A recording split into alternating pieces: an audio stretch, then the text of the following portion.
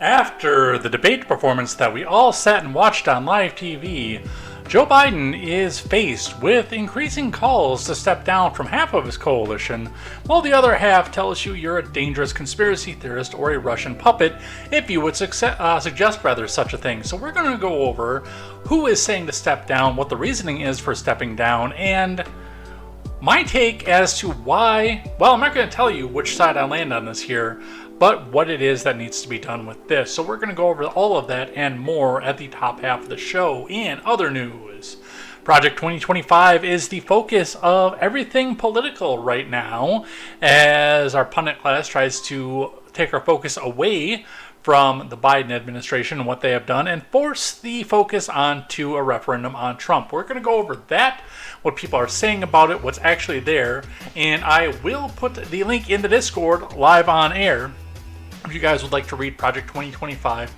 for itself. More polling news and more Biden news, of course. As the polls heat up, several new polls drop showing that Biden is ahead, with several more showing Trump ahead. We're going to go over the aggregate and also go over the French and English polls based on the elections that they just had over this past week, and why our pundit class is celebrating for that. And Wisconsin election officials have decided that this state is going to be allowed to have drop boxes in my home state, so it might be a lost cause. We're going to go over some of that and some things that I'm not going to officially suggest that you do, but some things that possibly in a video game you might want to do if there was a ballot drop box somewhere in a video game that you were playing. It is going to be all of this and more, so grab some friends, grab some food, and let's get in for the next 2 hours and discuss what's going on during the last 7 days, and pop the top again. I just got time for one more round. Set them up, my friends. Then I'll be gone, and you can let some other fool sit down. I'm Jay Edgar, and this is Contemporary.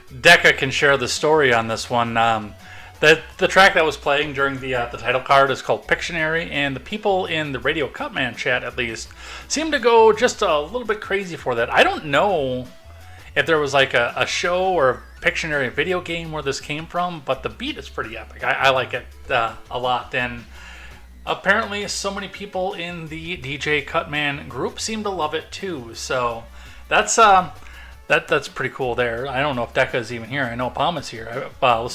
I read her stuff while we were going here.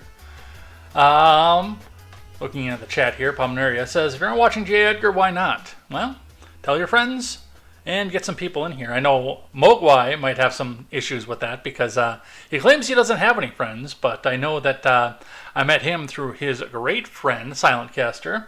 I kind of miss him as well. Uses great soundtracks from games like Stardew Valley. Yes, also, by the way, because I'm supposed to do this every stream, I use this. If you guys have not checked out the DJ Cutman radio library, there's Radio Cutman, which is not safe for stream, which we do not listen to, but there's also Video Game Study Lounge, which you can go check out. I will link that in the chat for you guys here. Go and check that out, because if I'm using their stream, I'm supposed to be advertising for them, and I haven't done that every time. Let's see. Palm is trying to catch a new Pokemon, but it isn't working. I'm going to be doing that a little bit later myself. Whether on the Leaf Green version or the new Scarlet version, which I have both of in progress of. I've also got Soul Silver, but I said I was going to wait till I finish Leaf Green to start up Soul Silver. I wish there was a way to broadcast my DS, by the way, onto the screen without using a cheap emulator, which you should never use because those are, of course, illegal. Mogwai is here and is last. Mog says, I grabbed a friend. We're not friends anymore. There's a restraining order in place. Thank you for that. Cue with a rim shot. Palm says, oh no, don't literally grab friends. Palm says, wishing I was stream crashing today, but can't. We talked a bit about that. Am I on YouTube, by the way? No, I know I am because I put that up there. So we have that. What am I feel like I'm missing something on my streams. 0-6 destination, or 6 of 8 active. So I've got Kick. Oh, that's right, because the chat bot doesn't feed to Kick. Never mind. That's why when I put the chat in, it didn't go there.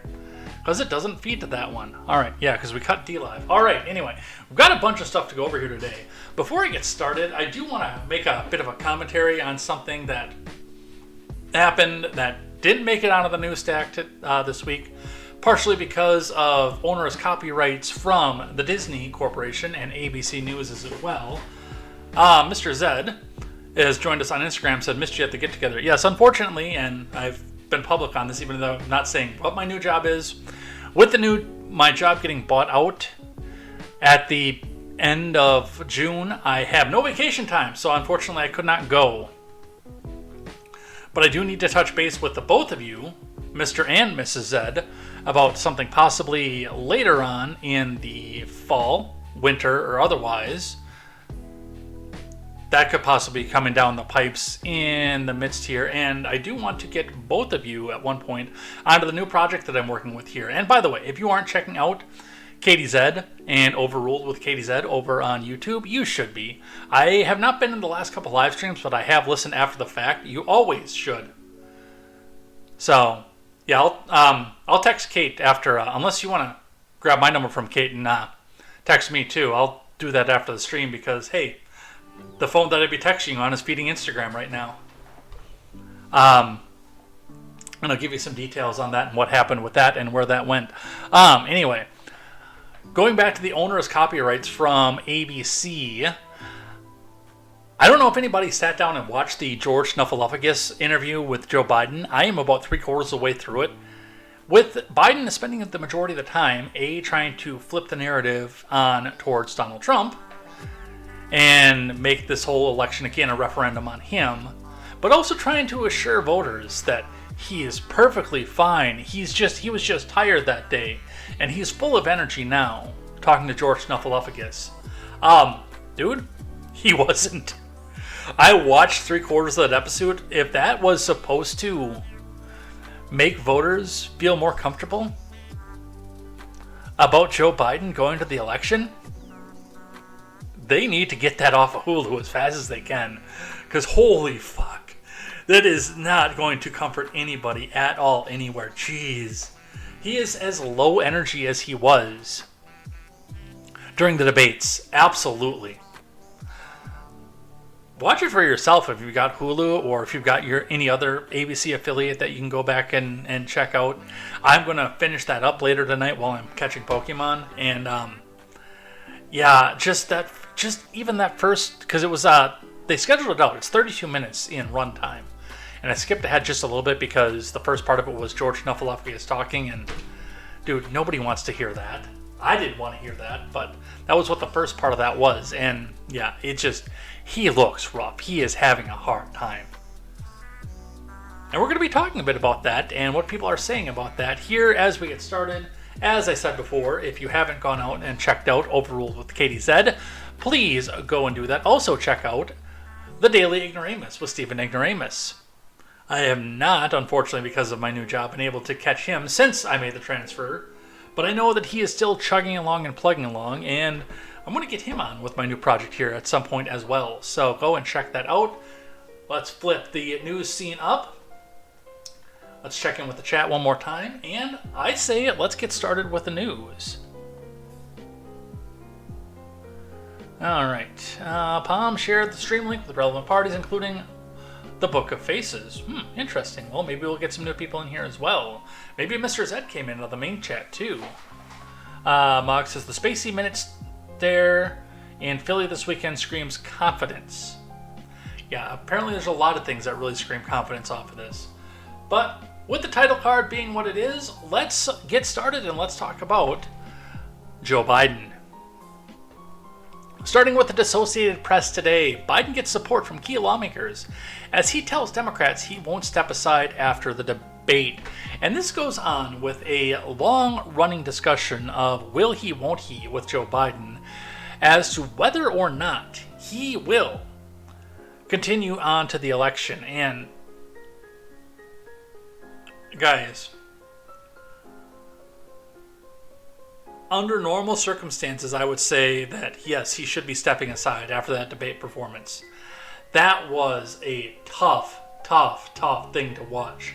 I said elder abuse on numerous occasions while we were watching that. But I also look at a lot of this pragmatically and realistically. And I'm not going to do the thing that all the Biden babies do right now when the talk comes up about Biden step aside and says, well, evil Donald Trump should step aside because 34 felonies and he slipped up an icy staircase one time. I didn't want to vote for him in the primary either, you guys. Keep that in mind. But I'm telling you, the time to pull Biden was in January of this year. The time to pull Biden was before the first primary ballots got cast. The time to pull Biden was in the middle of 2023. Now, there are reasons that that could not be done, especially with an ongoing conflict with evil Putin man over in Russia. But certainly the outcome of that would be less disastrous than what we are seeing right now with a split in the Democratic coalition. And also with the fundraising dollars and the delegates and the fact that, well, there's been issue with whether or not people actually voted for Biden or not, or honk or anything else off of this, or the fear tactics that they put on for talking about, I can't even remember the dude's name that ran against him. Marianne Williamson, and was it Doug Phillips, the representative from Minnesota?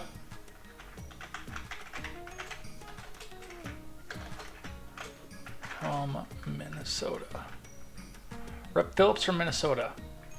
Dean Phillips, not Doug Phillips. That's what it was. By the way, Kat, if you're watching this, that's what I just did right there is the kind of thing that I wanted you to do with my interview with Chris coming up on the 20th. Is go do that kind of look up for me. If I say, hey, what's this guy's name? Did I get this wrong? Go look that kind of thing up. That's what we're looking for off of that. Anyway.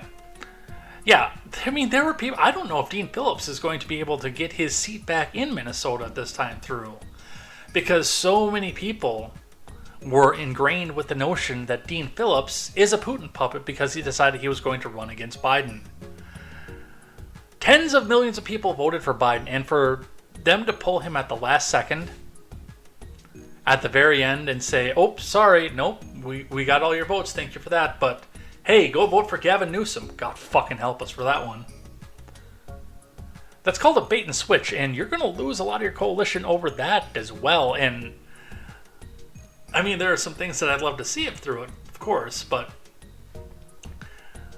there's a big problem in the Democratic Party, and it's part of the reason that Joe Biden is the standard bearer for the Democratic Party as it is. Part of it is because, yes, his son and several other big players in D.C. had interest in what Hunter was doing with Burisma. You can tell me it's a lie all you want, but we are spending an awful lot of money in a country that we are not allied with, where the president's son just happened to work prior to the election for me to say that this has nothing to do with that. And he does have executive immunity for as long as he remains the president. So there's that avenue. If they swap him out, then they can call him before Congress and grill him in his Alzheimer's state and say, what did you know about Hunter? And hey, something might slip out at some point because the guy's got fucking Alzheimer's. We've got that avenue to things. The other avenue is that only he and Kamala Harris can use the fundraising dollars that have been raised for the Democratic Party at this point, which that is also not a big deal in a social media presidential campaign, where they can instead have a outside PAC go pay people like JoJo from Joy's and Jersey, My Wife's Son Reliant, and Tedrick, and Midas Touch, and Sisson, and I can't remember the other kid's name that's less famous than Sisson, and Victor Shee, and all these other people out here go and do the advertising on X and their other social platforms without officially being paid by the Biden campaign. It is a shady campaign contribution, but it is legal for them to go back and do. Plus, they've got the entire media arm to tell you to go back and vote for Gavin Newsom. But the biggest problem is they don't have anybody else. Yes, Kamala can use the war chest. Kamala was polling at sub 1% prior to her dropping out from the primary. And she doesn't poll any better at this point. Kamala Harris is currently one of the least popular vice presidents by polling in U.S. history, because she does not stand for anything, and she was a prosecutor. After Tulsi sharpened her claws into her, her political career should have been over. Now, yes, the DNC can go back and pull the old switcheroo and make something else happen with that, but who else do you have? I mean, and I'm saying now, not for Kamala to get in for the primary, but if Biden were to croak tomorrow and they had to go find a different standard bearer, the best option that they have for well-known Democrats with the name recognition to actually come back up and do it is Mayor Pete. That is who your laurels are resting on right now, and that is a person who mysteriously disappeared during 3 of the biggest shipping crises in the country as a transportation secretary, and that is your best shot. Gavin, he can do the slick businessman thing and comb his hair back and tell you everything's going to be fine and he'll pay you for his vote. California, in and of itself, is too far left for the majority of the country, including places like Illinois and Colorado. He cannot mount a national platform any better than Ron DeSantis can. What they do works in their individual states, but he cannot run a national coalition and a national platform. Kamala Harris is polling extraordinarily low. Bernie Sanders could come out of the woodwork and do that and get trounced again because he is too far to the left coalition. The biggest problem is anybody with any sort of name recognition right now is too far to the left. Biden, sitting on his career as a friend of business, getting so many of these businesses to have shell corporations in his home state of Delaware, bring tax revenue and a host of other things to the state of Delaware, and also being well known. I mean, there's a reason that Barack Obama picked him, even though I don't think that the big bromance that they did had any merit to it when Barack Obama was president. I think he was the court jester, and I think that he was a consolation to the union Dems, who, like me, looked at Barack Obama's primary platform and said, that is way too extreme left for me.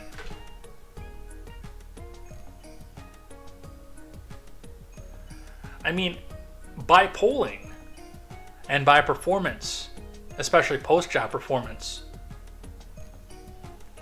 Jimmy Carter, at 98 years old in hospice, can probably do better at the job of the presidency than most anybody in the Democratic coalition at this moment with any name recognition. A lot of that is going to be bolstered by his work with Habitat for Humanity. But as far as these people who are calling for Biden to step aside, it is not looking good with the debate performance and America seeing what the rest of us have been seeing for the last 3 years of the leader of the free world with his finger on the nuclear trigger with open dementia.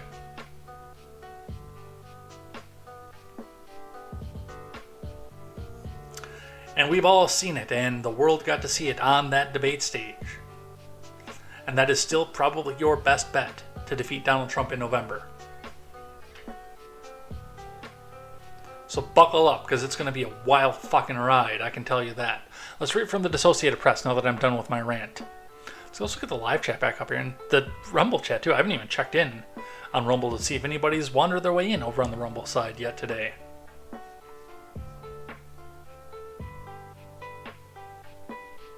Mox says Indiana Jones in the Book of Faces. No, Disney, do not make that. I withdraw my comment.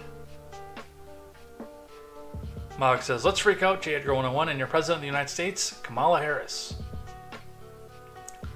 I really do think they're setting up for Michelle Obama to run the race. I don't. Now, there has been some scuttlebutt about Michelle Obama actually entering the race. With that being said, and with Kamala Harris actually entering the race, with Michelle Obama entering the race, the thought was to put who they wanted in as the vice president, with Michelle Obama coming up and running the race because she is outsizably popular with Democrats. And then because she actually has no political interest in anything or experience, for her to just step aside as soon as the election is over. That's called a bait and switch, and it's a fucking felony, by the way. Anyway, back to the AP, back to the Associated Press.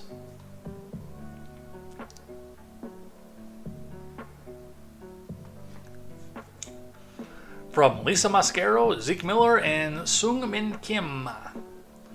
President Brandon stood firm on Monday against calls for him to drop his re-election candidacy and called for an end to the intra-party drama that has torn apart Democrats since his dismal debate performance last month, as key lawmakers expressed support for him to remain in the 2024 presidential race.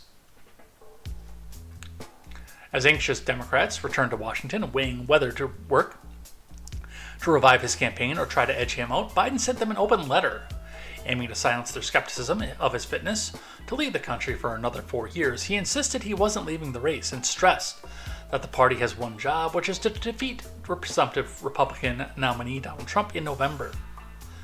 After a week of false starts, a coordinated effort by Biden and his campaign to shore up Democratic support appeared to be paying off, though he had by no means silenced his doubters by late Monday. A sudden rush of public support from Democrats emerged, or at least some tempering criticism, as Biden allies appeared to be trying to overpower the public and private voices, calling on him to step aside. Biden wrote in a 2-page letter that the question of how to move forward has been well there for over a week now, and come on, man, it's time for that to end. We have 42 days till the Democratic Convention and 119 to the general election, Biden said in the letter distributing by his re-election campaign, which means, of course, that he himself didn't write it. And any weakening of the thing, man, or lack of clarity, I'm not clear on this one, man. About the task ahead only helps Trump and hurts us, man. It's time to come together, move forward as a unified party, and defeat Donald Trump. Come on, man.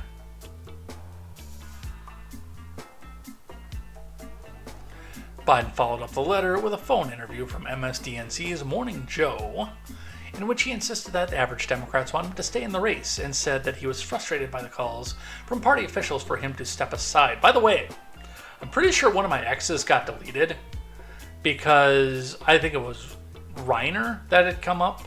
Somebody was commenting on Reiner with either a quote X or a screenshot of Reiner saying that he would need to see Biden go on Morning Joe every day, first thing in the morning, from now until the election, before he would be convinced that Biden has it in him to go and run the country for another 4 years. And of course, the person who was quote Xing it saying, well, this is just Russian misinformation, and Biden is the nominee, and nothing you can do is change that, so shut up and get the fucking line. I could bring up my ex about that one too, by the way. Because I X'd about that too, the shut up and get in line thing. He went on with Stephanopoulos, and Trump wouldn't even do that. And I quote X'd that, and I said, look, I'll feel better about it, and I might even get on your side with Biden If he gives Rogan 25 minutes,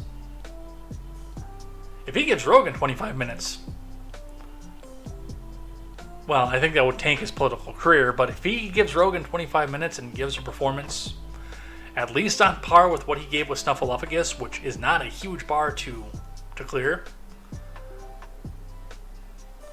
I will stop saying it's elder abuse. I still wouldn't vote for him.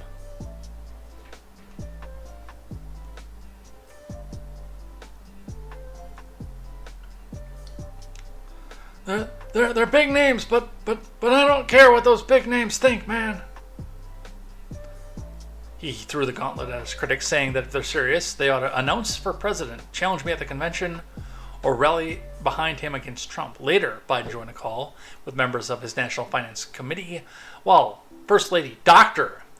Jill Biden campaigned for her husband in a 3-state swing, focusing on engaging veterans and military families, whom Biden betrayed, by the way. For all the talk about this race, Joe has made it clear that he's all in, she told the military crowd in Wilmington. That's the decision that he's made, and just as he's always supported my career, I am all in too. I mean, with a quote like that, I'm pretty sure that Dr. Biden is the president right now. I think we're doing a second Edith Wilson here.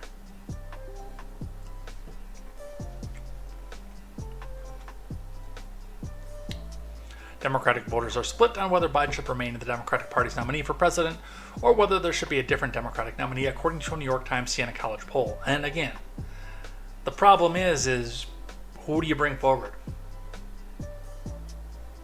There's been some talk about a dark horse, which might actually be your only physical option to do this. But I still think it'd be political suicide. The Mogwai says it really doesn't make you feel good that Grandpa Simpson is sleeping with his hand on the button. We are one scare away from nuclear winter. Well, what I have to say to that is patrolling the Mojave almost makes you wish for a nuclear winter. Let's keep going. From the Daily Wire, and I got a pair of them back to back too, by the way. Benny Boy and his crew seem to be obsessed with the idea of Joe Biden leaving the campaign. Biden claims he can be president for 4 more years. I'm the guy that shut Putin down. You know, as he's going through the Donbass region currently at full strength. From Ryan Saavedra. President Brandon claimed during an interview on Friday that he's capable of serving as president of the U.S. for another 4 years, even though 80% of Americans believe that he is too old to be president. Biden made the remarks when asked by ABC News host George Snuffleupagus whether he thinks he can serve effectively for another term. Oh, we can do that one. I don't think, because it's a clip that they did there, because it's an X clip, that I can possibly do this. I know for a fact I can't pull the Hulu stream. I'm the guy that put NATO together, the future. No one thought I could expand it. I'm the guy that shut Putin down, which, by the way, with Finland now joining NATO, kind of puts to bed the conspiracy theory that Putin was going into this because of NATO expansionism. I still think it was the Donbass region petitioned Kiev and said, we want independence, we don't want to be part of the Ukraine anymore. And Kiev said, fuck you. You sit down and be good citizens. And then they turned to Moscow and said, hey, Zelensky said a mean thing to us, can you help us? Because that's militarily the only thing that makes sense. No one thought it could happen, man. I'm the guy that put together a South Pacific initiative with AUKUS. I'm the guy that got 50 nations out, not only in Europe, outside of Europe as well, to help Ukraine. It's not clear what he was referring to when he made the remarks about Putin, as Russia ignored Biden and invaded Ukraine despite his threats. Yeah, that's a thing that happened. Putin remains in control of Russia and has shown no signs of ending his war. Surprise, surprise.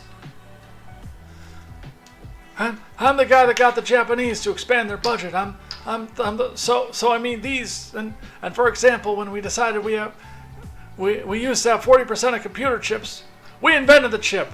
False. The little chip, the computer chip. It's everything from a cell phone to weapons, man. And so we used to have 40%, and we're down to virtually nothing. So I get in the plane, and against the advice of everybody, I fly to South Korea. I convinced them to invest in the U.S. billions of dollars, man. Now we have tens of billions being invested in the U.S., making us back in a position where we're in the industry again. If you don't believe me, have a listen. Elections are about the future, not the past. They're about tomorrow, not yesterday. And the question on so many people's minds right now is, can you serve effectively for the next 4 years? George, I'm the guy that put NATO together, the future. No one thought I could expand it. I'm the guy that shoved Putin down. No one thought could happen.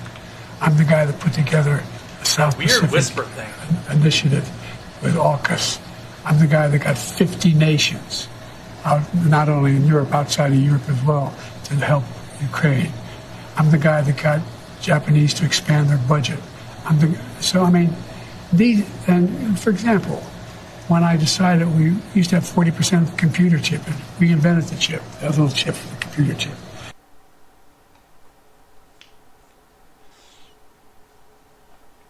When asked if he had the mental and physical capability to be president for another 4 years, Biden said, "I believe so. I wouldn't be running if I didn't think that I did, man.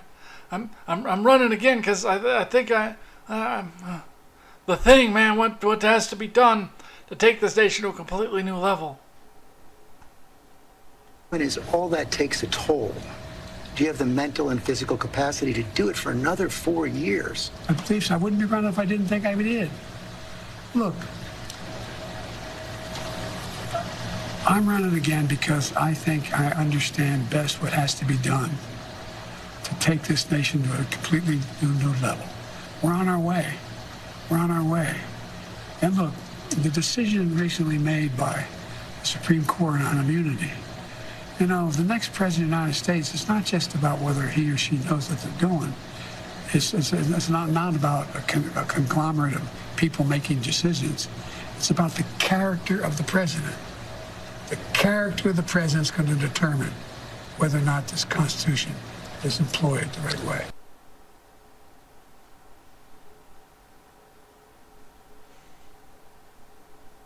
I don't know, man. That guy is on a severe path to sundown. Alright, let's keep going.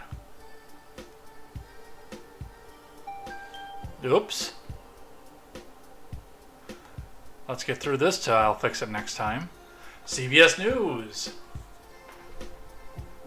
Mog, are you here? We're talking about your senator, Lindsey Graham. Senator Lindsey Graham says if Biden steps aside, that's a dramatically different race for Trump. Fair. And again, it depends on who they bring in. Now, one of the interesting parts about this is, yes, it's a dramatically different race for Trump, and that's partially because anybody who runs that has the name recognition to do so would be running to the far left of Biden, which changes the campaign strategy drastically and would alienate independents. The question there would be whether or not they would hold their nose and vote for the Donald, or whether or not they would abstain. But I do think that knocks a lot of independents out of the Democratic running. Let's talk about what Lindsey Graham had to say. Senator Lindsey Graham said Sunday that if President Biden drops out of the 2024 race, amid swirling concerns about his fitness for office after a disastrous debate against former President Trump, the Democratic replacement would dramatically change the contest dynamics. The president has been adamant he will remain in the race, but the South Carolina Republican, a close ally of former President Trump, bullshit by the way, said on Face the Nation Sunday that he believes before all of this is said and done, sugar, President Biden most likely will be replaced. Honey, I'm telling you, if Biden steps down, Harris is going to have to pick someone to help her, Graham speculated. if she does become the nominee, this is a dramatically different race than it is right now today. I hope people are thinking about that on our side. Should Mr. Biden step aside, the attention would most certainly turn to Vice President Harris as the natural successor to lead the ticket, although that's not guaranteed. If she were to lead the ticket, she would select another Democrat as a running mate. Graham made clear that in that scenario, whoever's tapped as vice president by both parties has the potential to have a major impact on November's election. If I were President Trump, I would make sure I pick someone that could add value in 2024, Graham said. It's me, sugar, pick me. The former president has been teasing his forthcoming running mate announcement for weeks. It's expected to unveil his pick at or around the RNC later this month. Lindsey Graham has expressed support for his fellow South Carolina Senator Tim Scott for the job, saying it could help expand the map.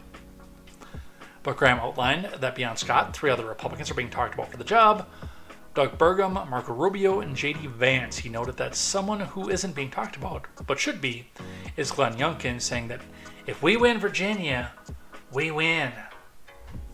The problem that I have with Youngkin is he is too close to the classic Republican coalition that included people like the Bushes for my comfort, and he has done a fantastic job for Virginia. I am not going to sit here and detract from the job that Glenn Youngkin has done in Virginia. He's done amazing with it. But what I will say is, I think he loses the DeSantis coalition. If he does that, and he loses the MAGA coalition, to an extent if he does Glenn Youngkin. I still think that Dr. Carson is a slam dunk for that. I don't think J.D. Vance is going to be it. I think Vance is too bombastic to be working alongside Trump. Marco Rubio, I know for a fact, isn't going to be it. Burgum, I just can't see him as being the president.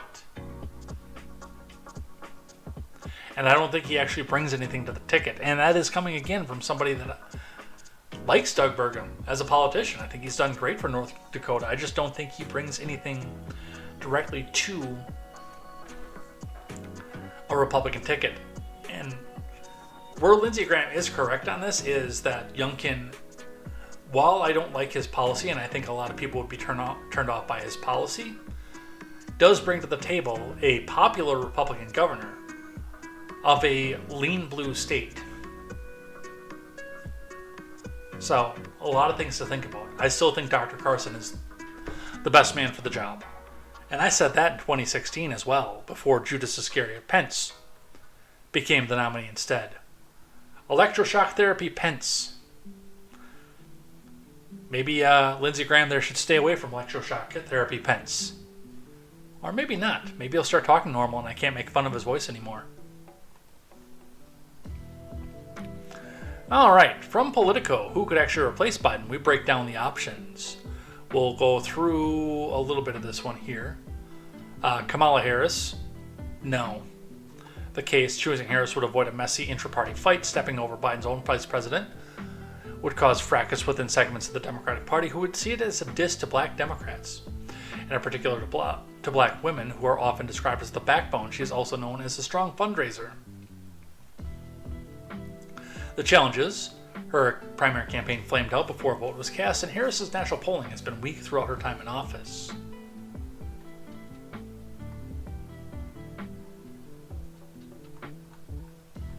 Alright.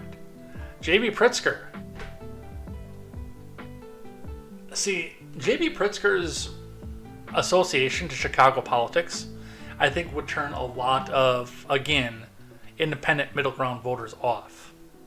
I think he would be a boon to leftoids, but I think he would turn a lot of independents off. Gavin Newsom, same thing. Far progressive. And a lot of independents, even now, don't want to go to California. It wasn't the primary destination it used to be. Gavin Newsom, of course, also being the top salesman for U-Haul.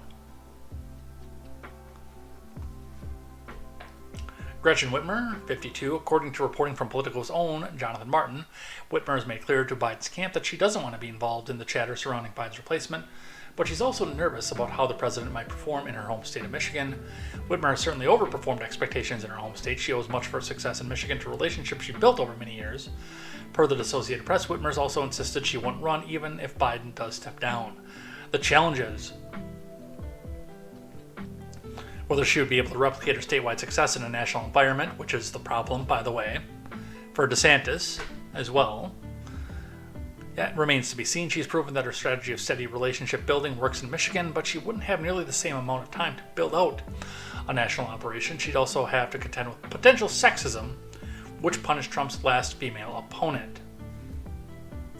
Here's the problem with Whitmer, and it's nothing that they brought up here. The problem with Whitmer is she is known for being the one that the FBI entrapped a bunch of idiots to try to kidnap in a group that was literally 3/4 fed. And no, I'm not exaggerating when I say fed, and I'm not exaggerating when I said 3/4 either. There were 20 people in the group, and 16 of them were federal informants. That is on the record. That's not a conspiracy theory.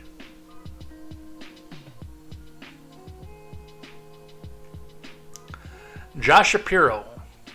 Shapiro has steadily risen through the ranks of a swing state the Democrats desperately need to hold in their hunt to retain the White House. From state rep to county commissioner, the vote-rich Philly suburb, to state attorney general, and now governor of Pennsylvania is the biggest electoral prize on the map. Whoever wins it will likely win the White House, and Shapiro has a history of getting more votes than the presidential nominees.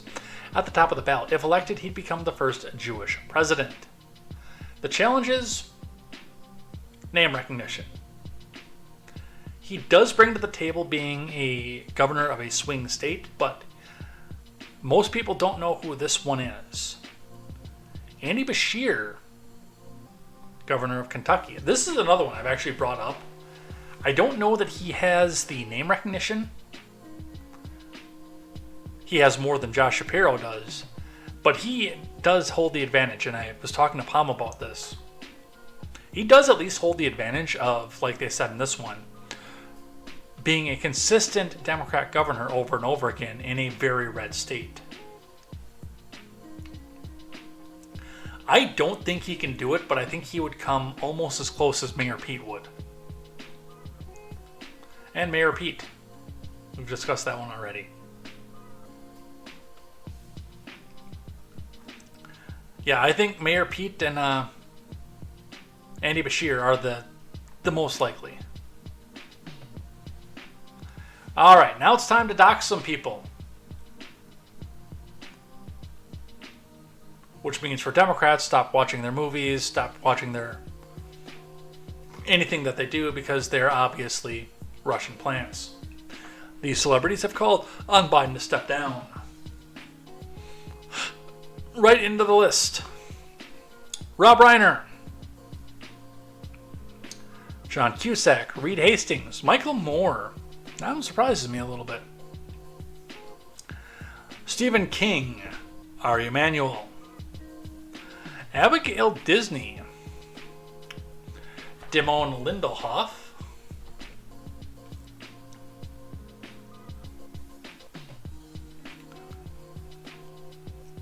wouldn't it be funny to see the Democrats go back and boycott Disney because Abigail decided to speak out against their Lord and Savior Joe Biden?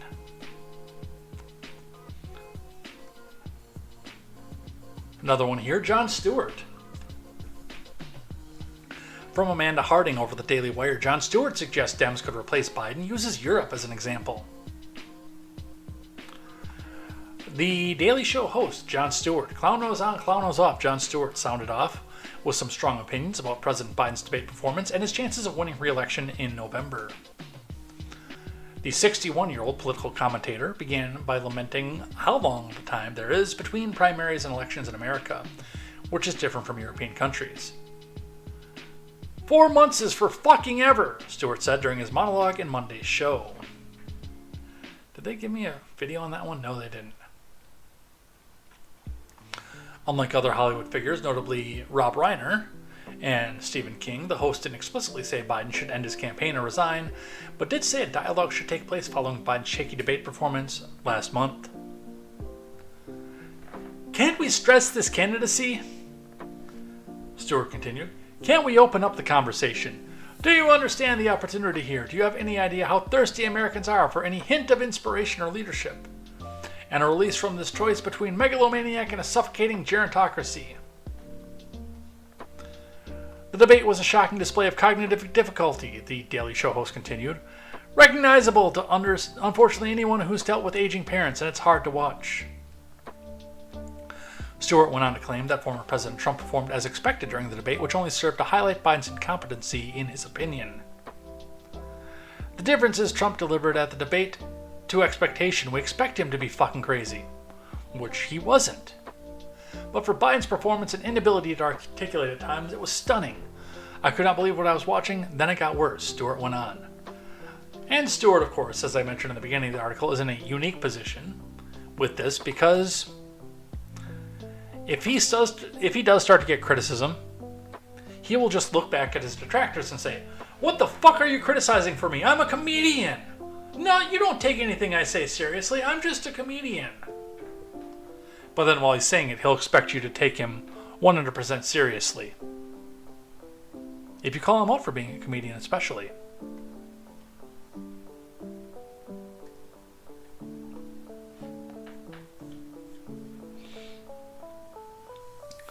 Let's see what we got here.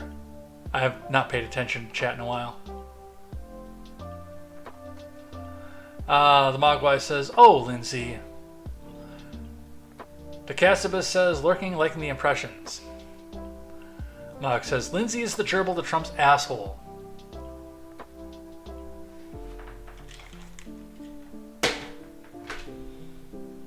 Hold on, I need to get that image out of my head. This might be the first, no, not the first time anybody's ever seen me drink on stream. Well, I guess I'll have to get the corkscrew. I guess I can't do that. Alright, I guess I have to live with that image in my head. Fuck. Because the corkscrew is all the way over in the drawer. That did not work out as I expected it to. Mogwai says, "Lindsay gets electroshock right into each nipple. The Casabas says, "I'm trying to figure out whether the nipple shock is a punishment or a fetish." Palm had to laugh at that one. I don't know if it was that or the fact that I was trying to drink that image out of my fucking mind. I'm going to give that another try here real quick because we got to do something about that. That was bad.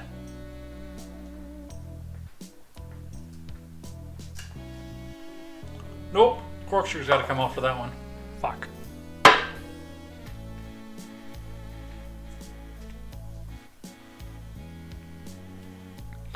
The Casabas says, "It's coward's way out. Jon Stewart is hiding behind comedy if he's incorrect." Yeah, it's been a criticism that a lot of people have had of him for a long time. Trevor Noah was the same way, though. Alright, another one from The Wire. Trump says Biden will likely stay in the race. He's got an ego, and he doesn't want to quit. From Zach Jewell. Presumptive Republican nominee Donald Trump said on Monday that he believes President Biden will stay in the race despite questions surrounding his health and mental capability following the debate.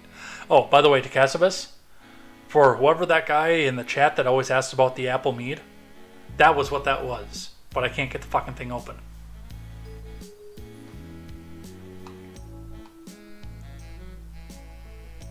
Trump joined Fox News host Sean Hannity, which was his first mistake, for a phone interview on Monday and was asked about Biden's apparent mental decline.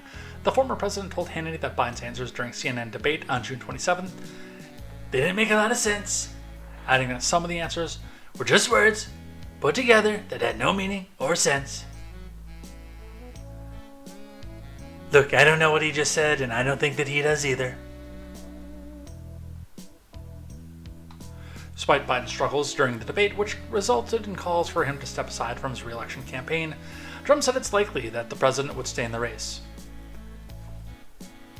"Look, Sean, it looks to me like he very well may stay in. He's got an ego, And he doesn't want to quit. He doesn't want to do that. Jill's the worst. Jill would like to see him stay. She's having a good time. And I'm hearing that Hunter is calling the shots, which I think is false. I believe it's Jill. So this isn't necessarily a positive thing for our country.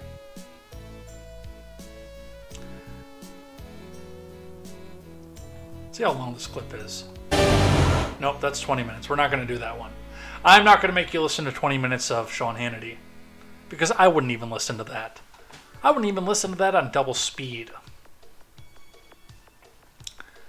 From CBS News, here are the lawmakers calling for Biden to step aside in the race. From Kaya Hubbard.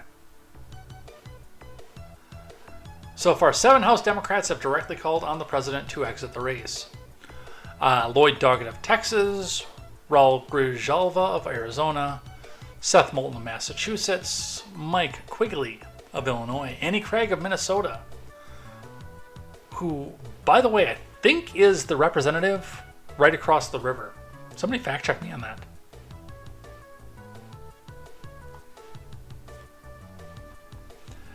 I might fact check myself. Adam Smith of Washington, and Mickey Sherrill of New Jersey.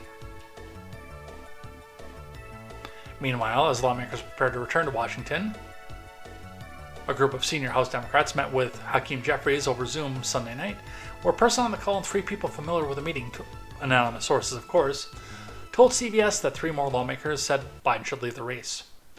Gerald Nadler, who has since reversed, by the way, on that, Mark Takano, and Joe Morell.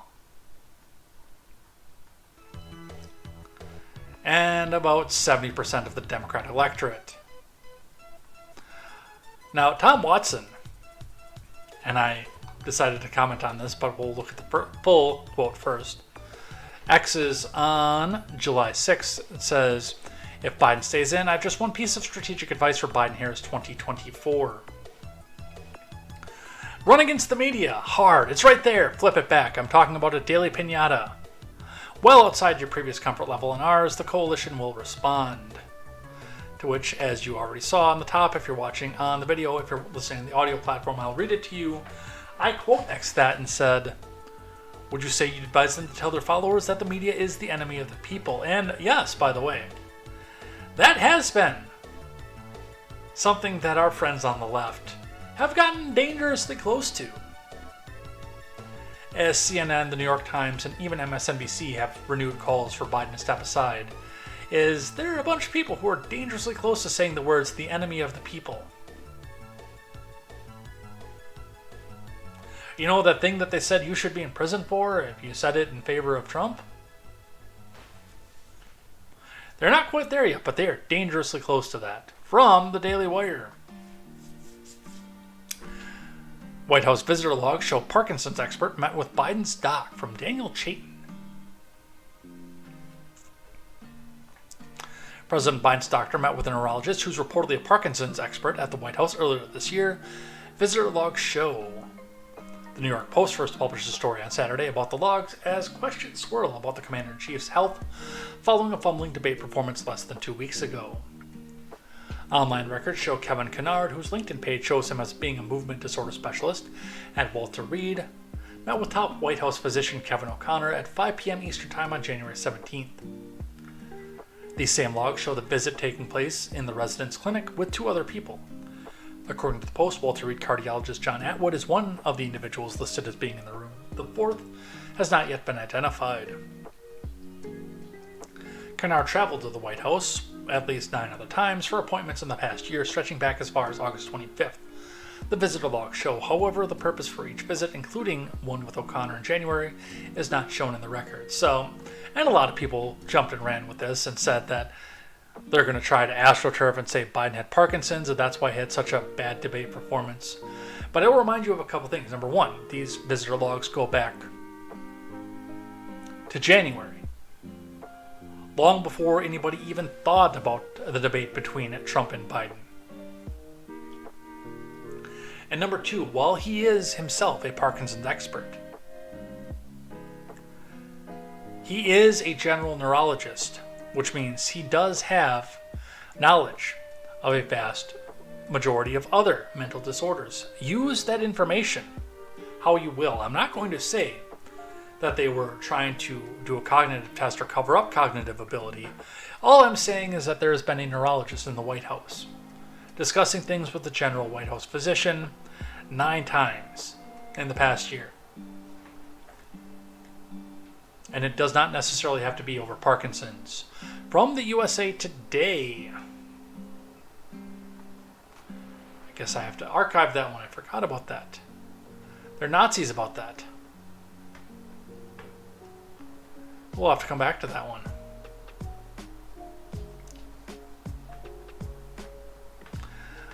Politically, though, this is always fun. A Parkinson's expert who has examined Biden is also one of his donors, from Emily Crane. The Parkinson's expert who has evaluated President Biden, logging 8 different visits to the White House as in as many months, is also among his donors, records show. Dr. Kevin Kennard, a top neurologist at Walter Reed, has made a slew of small donations to the 81-year-old's campaign that date back to February 2020, according to the FEC filings. His contributions, first reported by the Washington Examiner, totaled just over $3,300, so it's not a huge amount, with the last check being cut in May, the records show. Details of Kennard's donations emerged after the White House admitted Monday the neurologist has evaluated Biden, saying it was part of his annual physicals. So, again, we're not going to get, even though it's in the public interest to know what it is that our president is doing and how his health is. We're not going to get the information or the details of this visit, but we at least get to know who's paying what bills. Reporter torches KJP as she deflects questions, won't share doctors' names who evaluate Biden. From Daily Wire News, we have video. John Pierre, also known as token diversity hire, because of the way that the Biden admin decided to hire. And CBS News reporter spar over visitor logs. Let's just skip the article and watch. It's a very basic, direct question. Wait. Hold on. Wait a second. 8 times, or at least once, in regards to the president specifically. Hold on a second. That's what you should be able to answer by this point. Wait, no. No, wait a minute. Ed, please. A little respect here, please. So, every year, That's rich. around the president's physical examination, he sees a neurologist. That's 3 times, right? So I am telling you that he has seen a neurologist 3 times while he has been in this presidency. That's what I'm saying. I am telling you that he has seen them 3 times. That is what I'm sharing with you, right? So every time he has a physical, he has had to see a neurologist. So that is answering that question. No, it's not. No, it is. It is. You're asking me. Dr. Kevin Kennard come to the White House. But I also said to you, condition. Ed, I also said to you, for security reasons, we cannot share names. We cannot share names. You cannot We share have to names we have of to others he would have met with. we But cannot- you can share names No. in regards to if someone came here in regards to the president. We cannot share names of specialists broadly, from a dermatologist to a neurologist. We cannot share names. There are security reasons. We have to protect. She's right, actually, too. It's public. I understand that. I looked it up before I came out here. hear It's you. right there for anyone to see. Ed, I hear you. I cannot from here confirm any of that because we have to keep their privacy. I think they would appreciate that too. We have to give them. Information of the doctor. We have to keep their privacy. It is It's public. public information. I It is hear you. listed that he went to And you're the going to allow guys, this to fester longer, Kareem, unless the White House answers the question. hold on a second. There's no reason to go back and forth and be in this Well, we're aggressive a little way. miffed around here about how information's been shared with the press corps about him. What do you missed about? What do you miss Everything about? he just asked about. And then every time I come back and I answer the question that And you guys answered it asked. correctly, you didn't have to come back and clean it up. I never a few days answered the later. question incorrectly. That is not true. I was asked about a medical exam. I was asked about a physical. That was in the line of question that I answered. And I said, no, he did not have a medical exam. And I still stand by that. Matter of fact, the president still stands by that. He had a verbal check-in. That is something that the president has a couple times a week. A couple times a week. Now in regards to Dr. Kevin Kennard.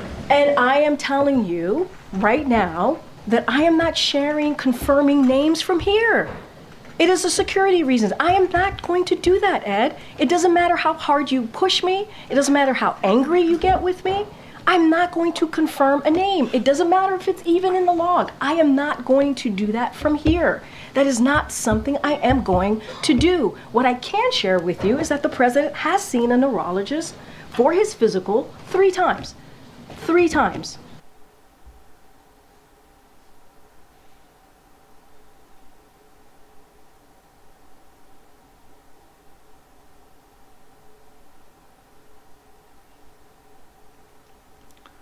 All right, and I did, by the way, while Token University Hire and the press were going back and forth with each other, I did look up the answer to Decca's question, and we'll bring this over here. This is the doctor in question, and we're going to move on to Project 2025 after this. But yes, it does look like he was a neurology consultant to the White House Medical Unit and physician to the president from 2012 on to 2022 at the least. So with him doing this now in 2024 is open to speculation, but he is well known as being on the White House staff for at least a decade. Where this fits with his donations, I would have to do a little bit more research to see, but yes, he is a regular for Walter Reed out of Bethesda, Maryland, and well known again regularly for being a White House neurologist. So that in and of itself should not be anything new. All right, let's talk Project 2025.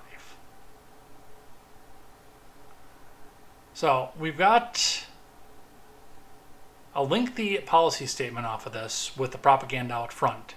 Project 2025 is a conservative agenda to the level of extreme, I will admit to myself, because I'm not a conservative.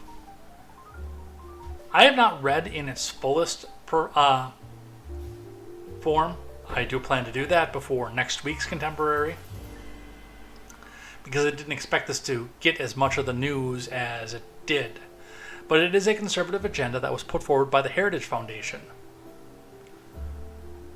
supposedly to guide what future Republican presidencies are supposed to be and what they're supposed to do.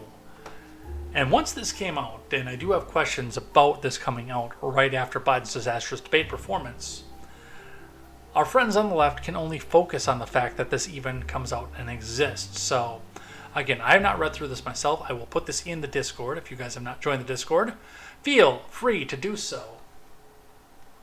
But I will put it up in the chat. And I'll put it in general in the Discord. I'm going to put it in the Rumble chat too. If you guys want to go back and read that for yourselves. Discord, where are you, Discord? No, not in live announcement. Put that in general.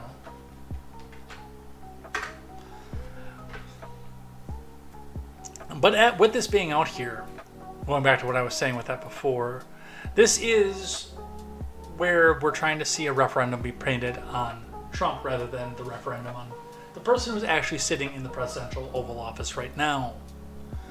From the propaganda, it's not enough for conservatives to win elections. If we are going to rescue the country from the grip of the radical left, we need both a governing agenda and the right people in place ready to carry this agenda out on day one of the next conservative admin. This is the goal of the 2025 Presidential Transition Project. The project will build on 4 pillars that will, collectively, pave the way for an effective conservative administration now. And I said this all the way back when we were talking about who could replace Biden. I don't care that my AVG expires in 6 days. Fuck off.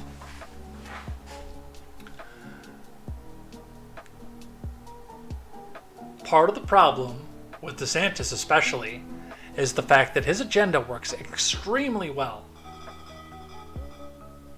for Florida, in a microcosm, in a state where people can freely leave if they disagree with the government.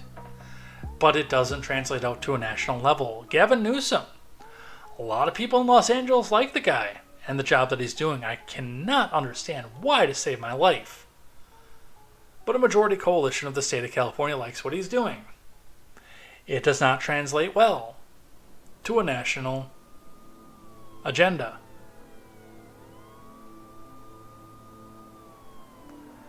And while I would like to see a more conservative United States, by example, of course, because I don't trust the government to implement it,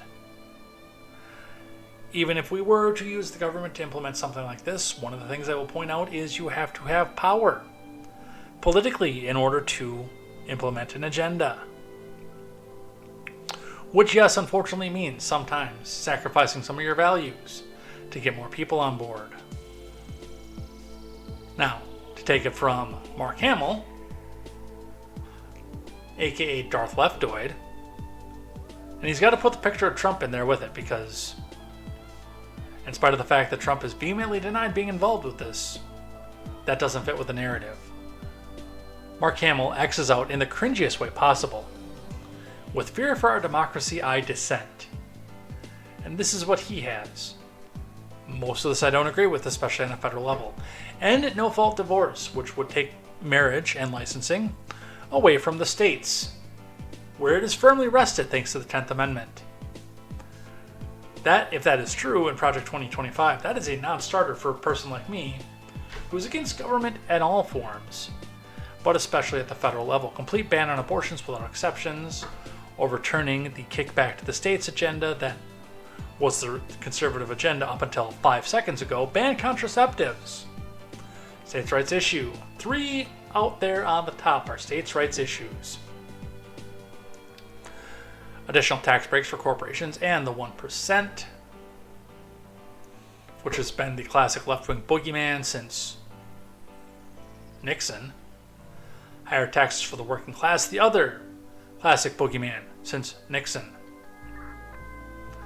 Elimination of unions and worker protections, violation of the First Amendment, raise the retirement age, cut Social Security, cut Medicare. Well, you got to figure out how to keep these funded then, otherwise. And the ACA, yes please. The only good thing that ever came out of the ACA is the pre-existing conditions mandate, which, while I understand why that makes insurance more expensive, I think that in that case the benefits outweigh the costs. Raise prescription drug prices, eliminate the Department of Education, which is also a states' rights issue, by the way. Use public taxpayer money for private religious schools, aka money following the student. Teach Christian religious beliefs in public schools. I'd have to see documentation off of that. End free and discounted school lunch programs. And civil rights and DEI protections in the government. You shouldn't be hiring somebody based on the color of their skin to begin with. Ban African American and gender studies at all levels of education, which, by the way, directly contradicts with eliminating the Department of Education. Because you can't do that on the federal level unless you have a Department of Education. You fucking morons. Ban books and curriculum about slavery. See my gripe about the Department of Education and climate protections. Well, if you want them, then legislate them. Increase Arctic drilling. We don't even need to do that in this country. I mean, Mexico literally exists and is sitting on one of the largest oil fields in the world.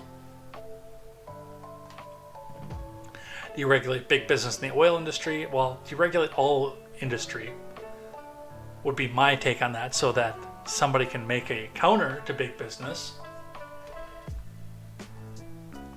Promote expedite capital punishment. Again, not a fan. And marriage equality, we go back to the states' rights. Condemn single mothers while promoting only traditional families. Again, going back up to states' rights. Defund the FBI and Homeland Security. Based, please do. Use the military to break up domestic protests.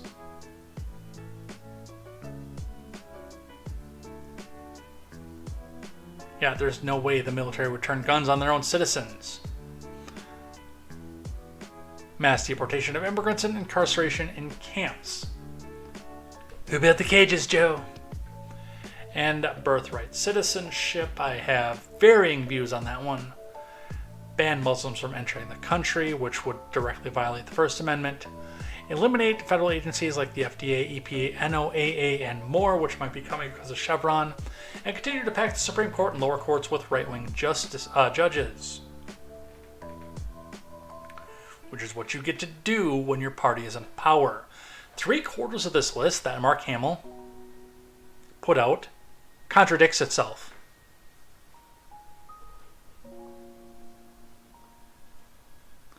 Just so you know.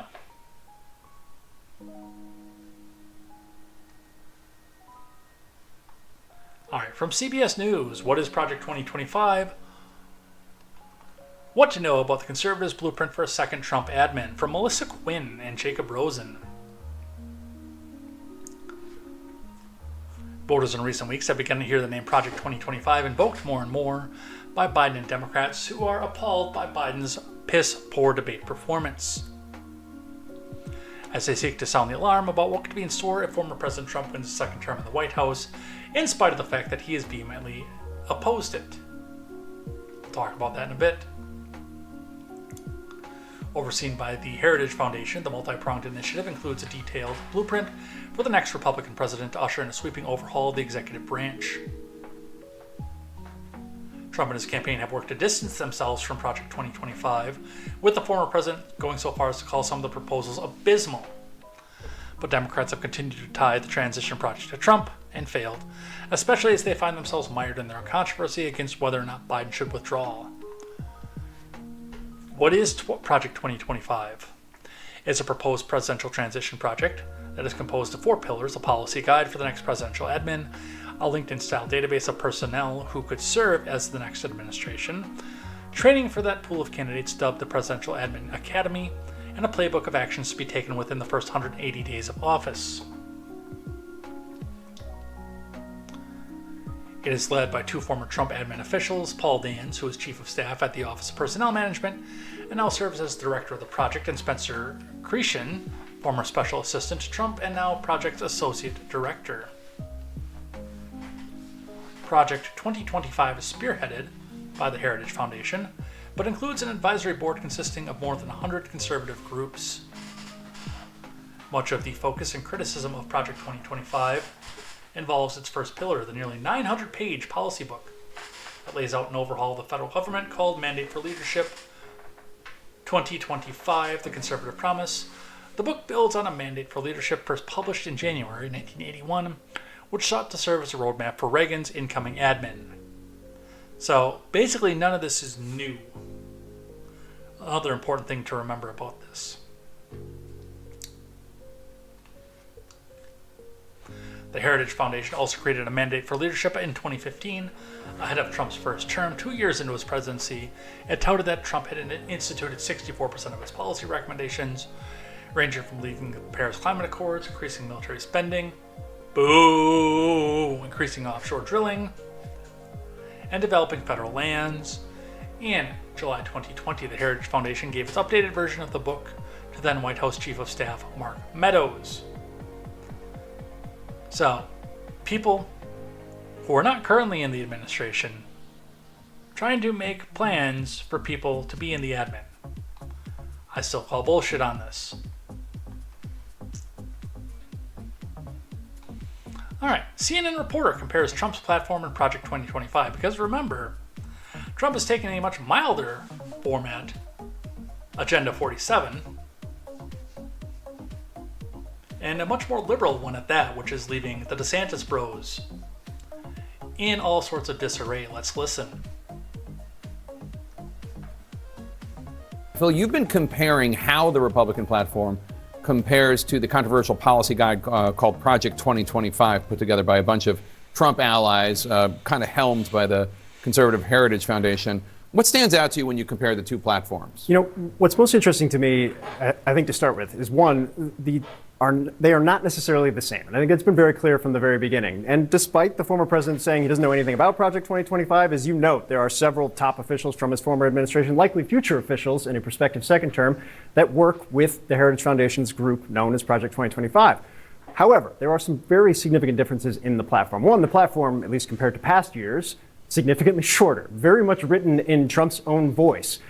And it diverges on critical issues that are not just a Project 2025 issue, but also Republican orthodoxy for decades, like abortion. This was a behind-the-scenes fight.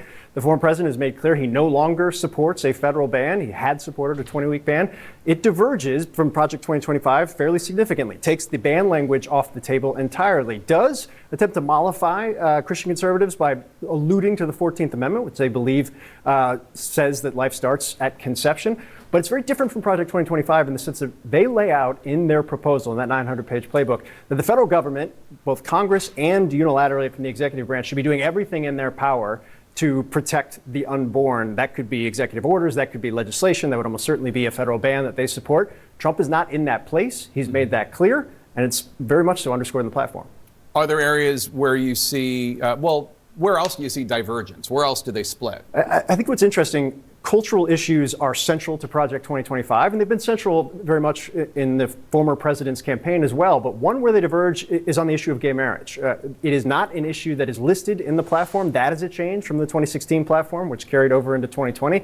And that is a difference between where the Trump campaign is, where this platform is, and where Project 2025 has been listing in Project 2025 that they believe that government grant programs should be made available to faith groups that make very clear that marriage should be between a man and a woman. In this platform, any reference to issues with gay marriage or conversion therapy, anything of that sort, not in there at all. The president splitting from groups on that front. Yeah, I think I saw some gun rights enthusiasts also expressing dismay that there wasn't anything in the Republican platform about guns. I think I read that. What about areas where they're aligning Project 2025 and the Republican platform? We should make something very clear here. There are a lot of areas where they align on policy issues that the president cares deeply about, none more so than the issue of immigration. We've heard the president repeatedly say he will implement on day one the largest deportation program ever, referencing a 1950s era program helmed by Dwight D. Eisenhower. This is something Project 2025 is very much behind. This is something that is laid out in explicit detail, just as the president says it, in the plan as well. The hardline, very conservative, very rigid immigration policy is something that they align with totally. And it's also an area where not just Project 2025, but other outside groups have really formed this policy infrastructure around Trump that will likely include individuals who would be in a second Trump administration. They are very much pushing forward on this front. In that area, on areas like defense as well, some economic issues, there is clear alignment. It's not a direct analog, but clearly that infrastructure is in place, and it's one that Trump will be able to utilize should he win. The opponent Donald Trump wants to face versus the opponents. All right, so a lot of that. And like with Trump, the border is going to be top line issue. It always is going to be. Now, again, I'm coming to this from a point of ignorance. I have not read the full 900 pages of Project 2025. I don't think anybody else over in the mainstream media at this point has either. I probably will before they will, but they are probably delegating this off to interns to go back and do this for them.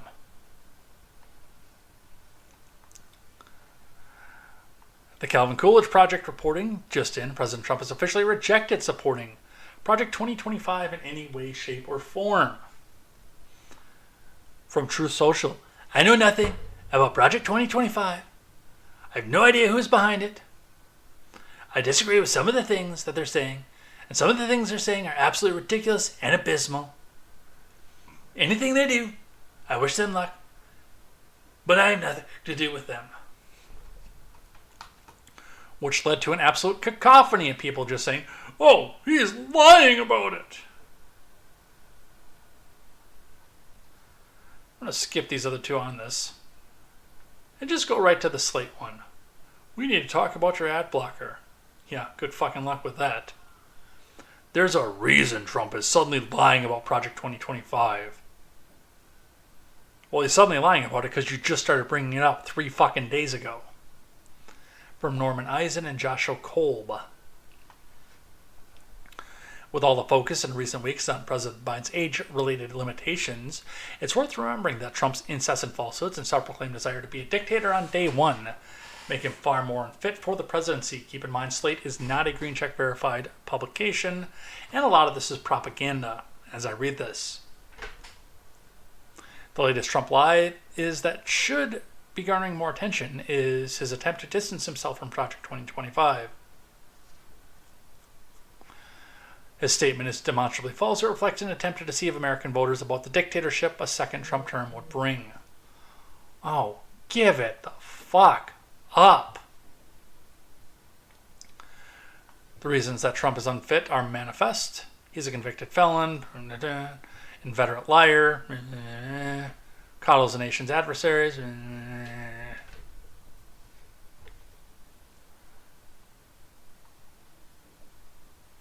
Dictatorship cannot, of course, be accomplished by one person alone. That's why in our threat tracker, we also document the autocratic proposals made by Trump's campaign allies and enablers, first among them, and until now embraced by Trump, are the Heritage Foundation and its Project 2025, an 887-page document that outlines how Trump could arrogate unprecedented power in the presidency and eradicate checks on presidential control. In our tracker, we catalog how 2025 proposes to dismantle or radically overhaul the Departments of Justice and State, eliminate the Department of Homeland Security, Education, and Commerce, radically repurpose other agencies, and eviscerate the professional civil service. One immediate priority discussed by leaders of 2025 are proposals for Trump to invoke the Insurrection Act to suppress domestic dissent and violence, which in and of itself would be appropriate if we see the violence that I'm expecting to see if he gets his second term. They're going to try to push you through the entire article before they tell you why he's distancing himself from it.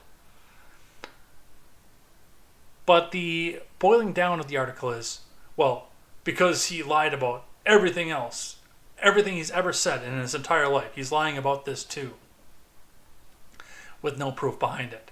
I do want to touch on the Insurrection Act for just a second, because that would be a leftoid's wet dream for a conservative or a GOP candidate to invoke the Insurrection Act and quell dissent, because you know those media cameras are going to be directly on them when they do and see the GOP striking down a free speech protest. Oh, the fucking humanity!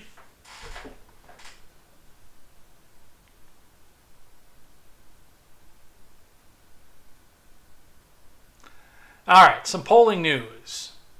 We'll probably get through almost all this. We got plenty of time left. Biden moves into tie with Trump in new survey from Nick Robertson. Now, this is a one-off poll, which I've always told you not to go by one-off polls. What do we do every time we see a one-off poll? We go to the aggregate, which of course we're going to be doing here just as well. President Biden and former President Trump are even in the race for the White House, according to a poll of the race Reuters and Ipsos published on Wednesday, which again means one-off poll. Each candidate received 40% of the poll. That's a 2-point improvement for Biden, who trailed Trump at 41 to 39 in an identical poll in mid-June. A fifth of the respondents were undecided. Results for Biden could lessen concerns about his candidacy after a poor debate performance last week. A rising number of Democrats have called on Biden to leave the presidential campaign and let another candidate lead the ticket in November. Let's see what the actual numbers look like. We'll go with the 5-way RCP average, which, by the way, has dipped slightly for Trump, who still holds a commanding lead. And I'm going to use the 5-way, of course, because that is realistically what we are going to be seeing come November. So, for Real Killer Politics, we have, where's the Reuters Ipsos? That didn't even make it up onto the 5-way race. But we had recently in Emerson from 7-7 to 7-8 that shows Trump plus 4. On the 5-way, we are Trump plus 4.8. Reminder that he never led in 2016 in a same aggregated poll, including all other candidates, and still managed to squeak out the victory. And what I like about this, and what a lot of people try to use to detract and instead actually use their single cherry-picked one-off polls, is the fact that there are no polls of adults in this particular set that they're sampling from right now. Everybody that they're sampling from, and this is the first time I've seen this in RCP in their aggregate for a very, very long time, is either registered voters or likely voters.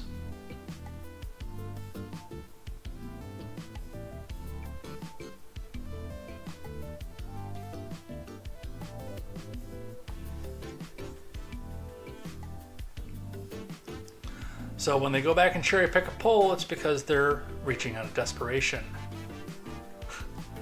In news that will surprise absolutely nobody from the Hill, Biden is 7 times more popular than Trump among Ukrainians, according to a poll. I mean, he's the reason that their country is in disarray, but they've been propaganda from the beginning that Russia would have invaded no matter what. But yes, of course, the person who gives away countless amounts of money to this country is going to be 7 times more popular in that country.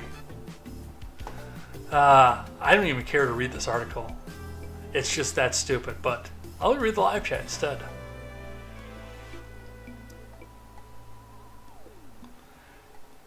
Decca says, I've not really heard of a lot of positive feedback about Newsom. I would be interested in hearing that side. That's fair. I really haven't either. But apparently people like him because he keeps getting elected. And surviving recalls. Mog says, if you think this country can survive without illegal immigrants, you're more asleep than Biden. The border will always be open. It will always have holes.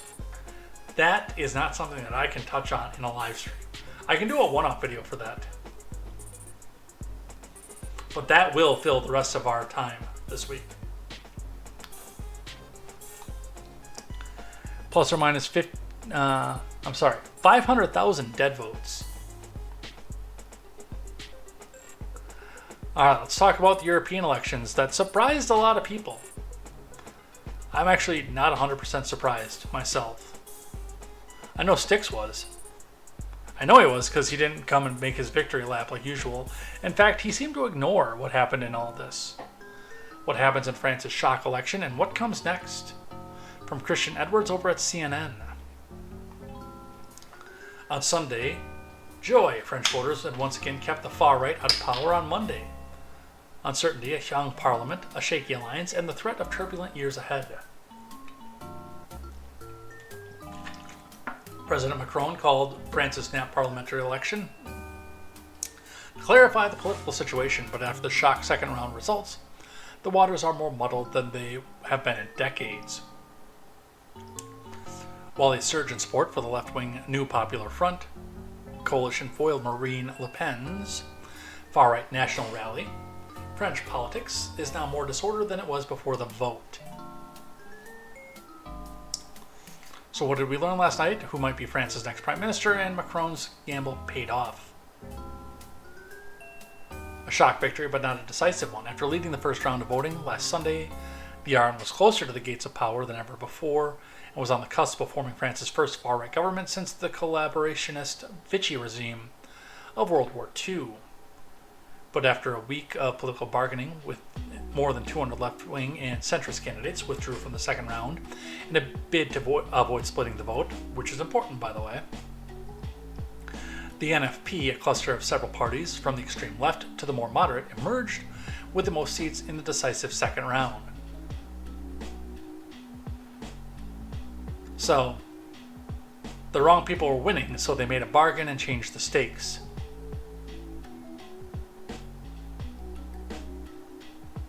The NFP won 182 seats in the National Assembly, making it the largest group in the 577-seat parliament. Macron's centrist ensemble alliance, which trailed in a distant third in the first round, mounted a strong recovery to win 163 seats, and the RN and its allies, despite leading in the first round, won 143 seats. Which means they're still in this, by the way, and it's a squeaker. They didn't come out on the top, but this is a squeaker.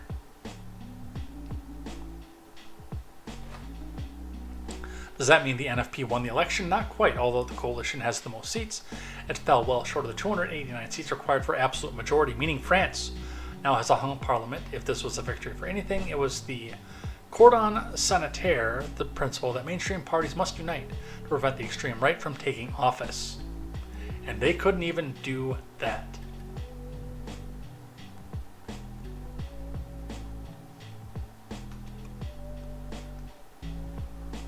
The far right seemed to have a lock on France's legislative election. Here's why it didn't win from the Associated Press. I'm interested to see what they have to say, but it's basically because they changed the rules. From John Lester. French far-right leader Marine Le Pen looked to be nearer to the power than ever last week after her National Party rally, strengthened by new allies, triumphed in the opening round of legislative elections. Its first place wasn't a hole-in one, but it looked like an impressive position to possibly win or get close to an absolute parliamentary majority in the decisive runoff. But what Le Pen hoped would be a watershed victory turned into another setback. Although her party won more National Assembly seats than ever, it yet again hit a wall of voters who didn't believe the National Rally should govern France, or has shed its links to racism, anti-Semitism, or the country's still painful World War II passive collaboration with Nazi Germany. The tide is rising, Le Pen said. It did not rise high enough this time. So, yeah, basically they changed the rules and did a bargain amongst themselves to keep one party out.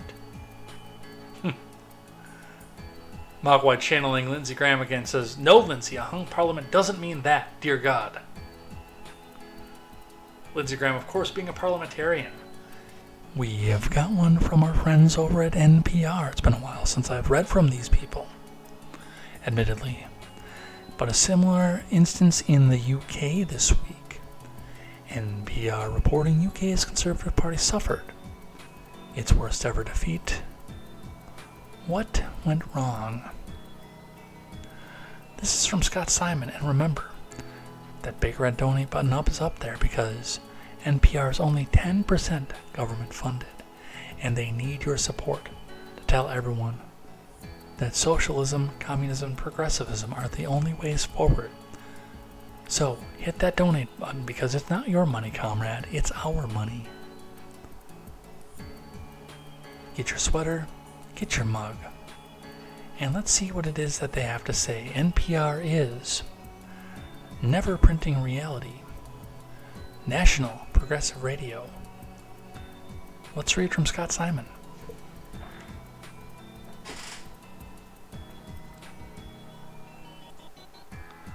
NPR's Scott Simon talks with Robert Shrimsley of the Financial Times about the election in the UK when the incumbent Conservative Party lost badly.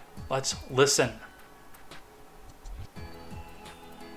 Britain has new Prime Minister, Sir Keir Starmer. His Labour Party won a landslide election victory, while the Conservative Party, which had held power for 14 years, suffered its worst ever defeat. And outside 10 Downing Street, Prime Minister Rishi Sunak offered an apology. To the country, I would like to say first and foremost, I am sorry. I have given this job my all, but you have sent a clear signal that the government of the United Kingdom must change. Robert Shrimsley is a UK chief political commentator and executive editor of the Financial Times. He joins us from London. Mr. Shrimsley, thanks so much for being with us. Hi there. Historic defeat for the Conservative Party. What happened? Well, a number of things happened. First of all, it's important to remember they'd been in office for 14 years.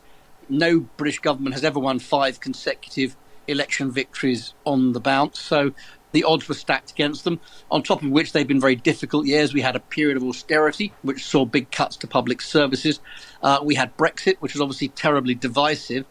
And then in the wake of the pandemic and the Ukraine war, we've had bad inflation, a cost of living crisis, and further strain on public services. On top of that, we had 2 prime ministers, Boris Johnson and Liz Truss, who alienated the public. Boris Johnson by holding his Downing Street staff holding lockdown parties during the COVID pandemic, having set a rule for everybody else that his people didn't obey themselves.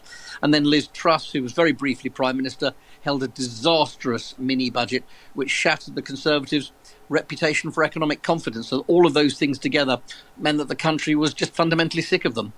And politically, were they outmaneuvered on the right by Nigel Farage and the Reform Party? It certainly didn't help that you had this split on the right, which ate terribly into their vote. I mean, historically in Britain, there has only really been one important party of the right, and that's the Conservatives, whereas the parties of the left have been split between the Labour Party and the Liberal Democrats in particular.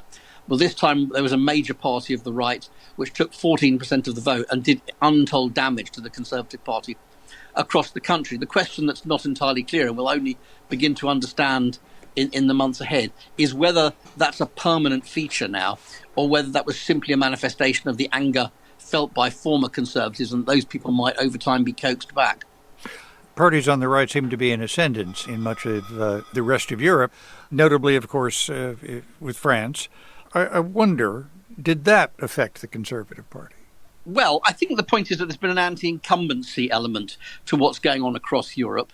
And obviously the incumbents in Britain were the Conservatives. Therefore, the natural alternative historically has always been the Labour Party. The question now is whether Britain's Conservative Party, which has been a broad coalition of right-wing groups from sort of moderate right moving rightwards, whether that now becomes more like some of the parties that you're seeing in the European Union or in...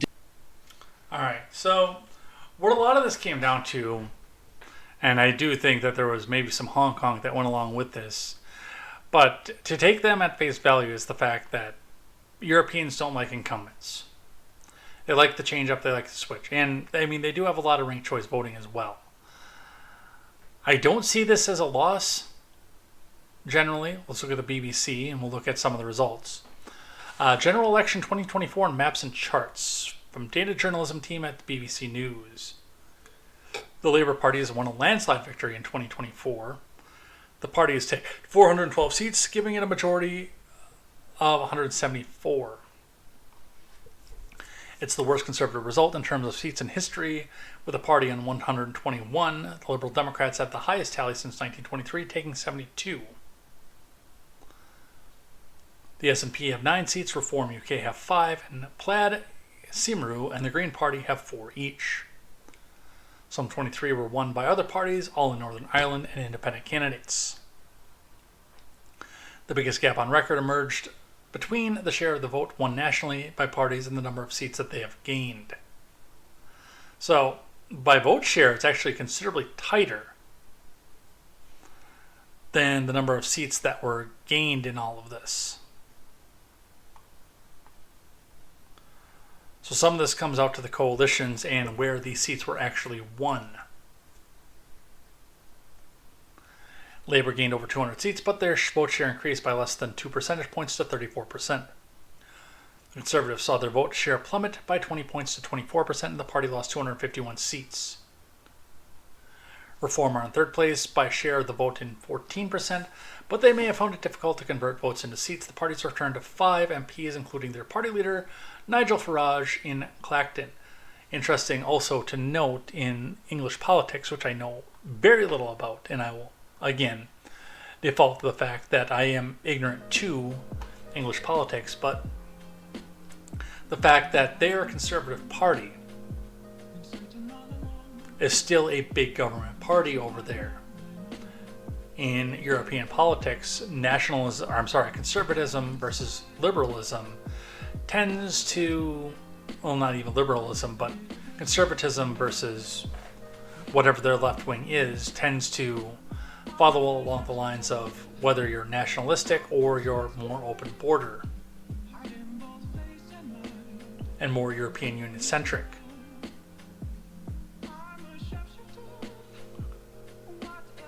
But in these European countries, there's really no choice other than centralized government, which small government and local government, on paper at least, Bush's, is a core tenet to conservatism in this country.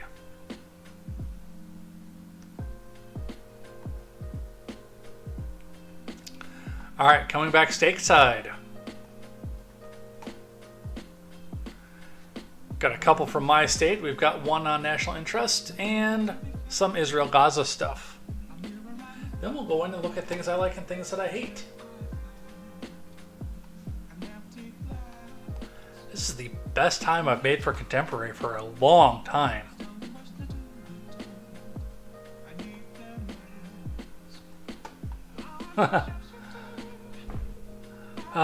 Let's go back and check live chat. NPR works great when you're out of melatonin or Ambien. Hey, maybe we'll use that for the kid.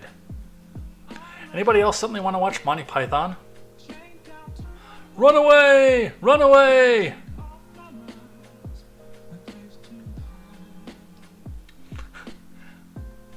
Mark says, my teeth are going crooked just listening to this. BBC, I could make another Graham joke, but I will be good. No, I want to hear that. I want to hear that. All right, from Wisconsin Supreme Court, new Liberal majority reverses ruling that banned most ballot drop boxes in swing states. From Danielle Wallace. which, by the way, was the reason that Protasevich was put on the court. Janet Protasevich does not give a flying fuck about whether or not you can get an abortion. I have been telling you this since she got in the lead above Dan Kelly. This was entirely, I mean, they used abortion to get people out to vote, but this was entirely to get this decision here. Supreme Court's new liberal majority reversed a ruling that banned most ballot drop boxes, opening the door for election officials to reinstate their use in the swing state before November. In July of 2022, the state Supreme Court, then under a conservative majority, held that absentee ballot drop boxes, which were used widely during the 2020 elections, were not authorized under state statute, and therefore the Wisconsin Election Commission's guidance encouraging their use was unlawful. Which, and I realize it's a moot point because you don't have a veto-proof majority in Madison, but hey, conservatives, you can still pass a law and at least get Evers on record as saying, fuck you, I won't pass it. That case, known as Taken versus Wisconsin Elections Commission, centered on a state of statute that required an absentee ballot be returned to the municipal clerk by one of two ways, either by the elector mailing the envelope or by the elector delivering the ballot in person to the municipal clerk. It upheld that the state statute does not allow off-site unattended drop boxes, and drop boxes could only be placed in local election clerks' offices, and no one other than the voter could return a ballot in person. In a 4-3 ruling on Friday, the state's high court reversed course. Writing for the majority, Anna Walsh Bradley, one of the court's 4 liberal justices, argued the state statute does not make a distinction between whether ballots can be delivered to inanimate objects such as drop boxes, whose locations are determined by municipal clerks, or to the municipal clerks themselves. What does this mean? In brief, it means that drop boxes are illegal, and even though nobody would ever stuff a ballot other than their own into a drop box, it means that they potentially could if anybody would ever do a thing like that. Now, for those of you in Wisconsin doing this that have an issue with this, and I know not everybody does because I am moving into a more left-leaning audience, especially on the audio platform. But if you do have an issue with this, there does not appear to be any law against going and recording, setting up a 24/7 live feed of any of these drop boxes, especially if they're in urban areas. If you're in an apartment and your window faces one of these things, if the webcam is in your property, there's nothing that they can do about it. And it is not against the law for you to do that if the webcam is in your room. I'm not saying that you should do that by any stretch of the imagination, and I'm not trying to encourage anybody to do something that will get them in trouble. I'm just pointing out the fact that, I mean, it's possible for you to do this. Take with that information what you will, and don't get hurt and don't get arrested. Wisconsin election officials to discuss absentee ballot drop box rules after the ruling, which there will be very few of. From the Associated Press's Scott Bauer via ABC News. Wisconsin elections officials will meet this week to discuss how to implement state Supreme Court ruling that once again allowed for unstaffed absentee ballot drop boxes to be used in the presidential battleground, the state elections admin said on Tuesday. The WEC will discuss Thursday what type of guidance to give more than 1,800 local officials who will actually run elections, admin Megan Wolf said during a panel discussion on election integrity in Milwaukee. The commission must act quickly with the state's August 13th primary just 5 weeks away. The drop boxes will also be in use for the presidential election on November 5th. For the past 6 presidential elections, including the past 2, have been decided by less than a percentage point in Wisconsin. Same with the governor's races, by the way, heightening interest in the state's voting rules. The commission won't be able to simply repeat its earlier guidance that had been in place before the drop boxes were barred by the state Supreme Court in 2022, Wolf said.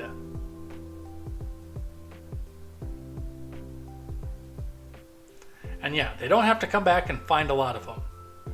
Biden defeated Trump in Wisconsin by just under 21,000 votes in 2020, in a state of about 7 million people. So we will see what happens with that. All right. One of Benny Boy, and then we'll talk about Israel. Then we'll do things I like and things that I hate and head out of here for the night.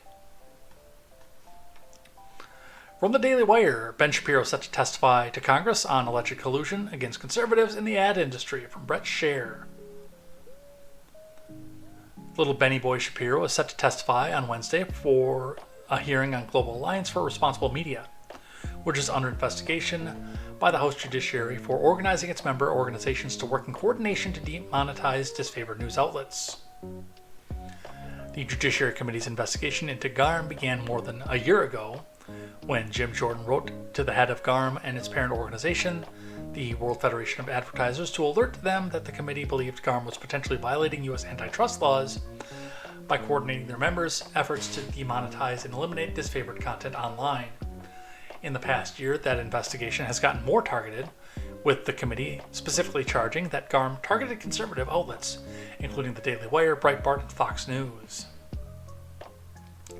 Shapiro's also long since had GARM in its sights. The Advertiser Coalition, which controls 90% of global advertising dollars, counts the biggest corporations in the world as its members, was the subject of the first episode of his Fact series. He described GARM as part of the network of global elites who have created a universal framework full of guidelines and ratings designed to enforce approved narratives and punish disapproved ones. Now, of course, when Congress meets, even when it's Republicans, we see more government control at a top-down level. So I am, in theory, against this. But in practice, I would like to see a fairer field for people like me, even though I won't be able to grow on YouTube, or people that I like to listen to, like Styx, or The Quartering, or people like that. Because for so long we've had to come back and run a parallel economy to do so. Now, the only issue there is forcing people to advertise on programs that they don't necessarily agree with is a violation of freedom of association. I am torn on this. And I will fully come out and admit that. Alright, from Politico. How it's going in theory. Biden speaks with Netanyahu as Israel and Hamas move closer to ceasefire. From Eric Bazile, Emil. Netanyahu and Biden spoke on the phone on Thursday and reviewed a Wednesday response from the Palestinian military group Hamas to the latest Israeli peace proposal, according to a senior admin official who briefed reporters on condition of anonymity, anonymous sources. The official told reporters that Hamas has moved closer towards accepting a multi-phase ceasefire with Israel that over time aims to see hostages released, fighting stopped, and rebuilding begin in the territory. The official acknowledged that the response does not mean the deal is going to be a closed period in a period of days, but added that outstanding issues for a final agreement mostly center on implementation. They also said the White House believes there's a pretty significant opening here. The breakthrough comes as negotiations had stalled over the last few months between Israel and Hamas over the release of remaining surviving hostages. Man, I'm starting to lose my ability to talk here. Taken during the Hamas attack on October 7th, and a lasting ceasefire ending fighting in the Gaza Strip. A deal has remained elusive for months as the Biden admin has pushed regional brokers in Egypt and Qatar to add pressure on Hamas and secure commitments needed for the deal. Biden also called on the Israeli government to move forward with the deal, arguing Hamas now poses a much smaller threat to Israel's security. So that's how they want you to believe that it's going. This is as of 7/4. How it's actually going. Gaza hostages ceasefire deal faces new hurdles as Israel sets conditions. What to know. This is from July 9th. From Nadine Ibrahim, Ibrahim Daman, Eugenia Yosef, and Tim Lister. Optimism about the Israel-Hamas ceasefire hostage agreement waned this week as Israel set conditions for the deal, and Hamas warned that Israeli actions in Gaza could jeopardize the talks. Last week, a U.S. official told CNN a framework of the agreement is in place, and an Israel official said that the Prime Minister Netanyahu had authorized his negotiators to enter the detailed negotiations. But a statement by the Prime Minister's office on Sunday cast doubt on whether the deal would progress, laying out several principles Israel not prepared to abandon, including resumed fighting in Gaza until all objectives of the war have been achieved. It's kind of funny. We kind of get the football in and back out. They come back and tell Biden, yeah, we'll give you your ceasefire. It'll be your big political victory. You'll be able to coast to re-election. Oops. Nope. Sorry. Over and over again. All right. That's what I have for news. Let's finish out the stream. This is the closest I've ever been to on time in a long time, by the way.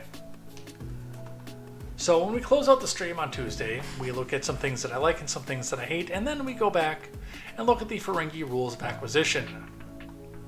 I've only got one thing that I like this week, but a bunch of stuff that I hate. But we could be getting finished pretty close to the 2-hour mark, so let's get right into it. Starting with our rule of acquisition for the week. Every week I read one of the rules of acquisition, the framework for the Ferengi religion. I look at the rules, I decide how they are used in canon, if I've seen them in canon. I've not read all the novels, so I can't really look at that, and how they can be used in real life. Alright, the 7th rule of acquisition. Keep your ears open from the DS9 episode In the Hands of the Prophets. An episode focusing on the Nagus visiting the wormhole aliens and suddenly having a change of heart and being more benevolent than he ever has been, before changing back into his original self right at the end of the episode. But the 7th rule of acquisition from the original rules of acquisition: keep your ears open. If you are business-minded, you should always be listening, looking, and trying to find your next opportunity.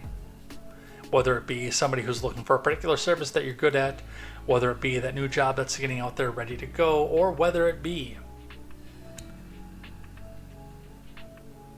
an ability to sell something that you have and maybe even get a bit of profit off it, or at least cover your losses. Always keep your ears open. That's something we should be doing at any point in our lives. So go forward, listen and look for opportunity. And let's do some things that I like and some things that I hate. The one thing that I like today: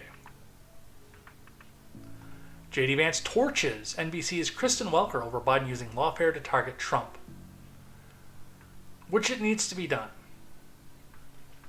I know a lot of my more MAGA-minded friends would like us to turn around and go back and do this to our political enemies. Now that the door is open, I oppose this because, once your party's not in power anymore, the green light is there for them to come back and do it to you once again. But if only one party is doing it, then it's pretty easy to show where the problem and the corruption is. So let's listen to Vance go over Kristen Welker and see what they had to say. Joining me now is Senator J.D. Vance, a top finalist to be former President Trump's running mate. Senator Vance, welcome back to Meet the Press. Good morning. Thanks for having me. I want to skip that. I thought that was only a short clip. That's one of the things the Daily Wire has been doing. Let's just go back into the article instead. Vance made remarks during an interview on Meet the Depressed when asked if Trump would go after the Biden family if he were to win in November. Well, first of all, Kristen, I find it interesting how much the media and the Democrats have lost their mind at this particular quote. Trump is talking about appointing a special prosecutor to investigate Biden for wrongdoing. Biden has done exactly that for the last few years and has done far more in addition to that to engage in a campaign of lawfare against his political opposition. I think what Trump is saying is that we ought to investigate the prior admin. There are obviously many instances of wrongdoing. The House Oversight Committee has identified a number of corrupt business transactions that may or may not be criminal. Of course, you have to investigate to find out, so I think Trump is saying, look, Let's do the basic work of investigating wrongdoings. It's totally reasonable for him to do it, and frankly, the Biden admin has done far worse. So if you think what Donald Trump is proposing is a threat to democracy, isn't what Biden has already done a massive threat to our system of law and government? Welker tried to absolve Biden by noting that he did not directly hire the special prosecutor. I have to reject the premise here. Biden appointed A.G. Garland, who of course answers to Biden, can be fired by Biden, Vance fired back. So the idea that Biden admin has nothing to do with the appointment of the special prosecutor, I think completely betrays a misunderstanding of how our system of government actually works. And of course, Kristen, we have to make this point, Kristen, that the prosecution in New York, which I think now has fundamentally been thrown into doubt by the immunity case, one of the main guys was a Department of Justice official in the Biden admin who jumped ship to join a local prosecutor's office to go after Trump. End quote. Absolutely. Yes, we should look into it. Should we pursue criminal charges? Probably not, because, that's what tin pots do. Now let's do a bunch of things that I hate. Patriot Front is back, of course. Another far-right group marches through downtown Nashville. Isn't it funny that nobody ever manages to take the masks off these fucksticks?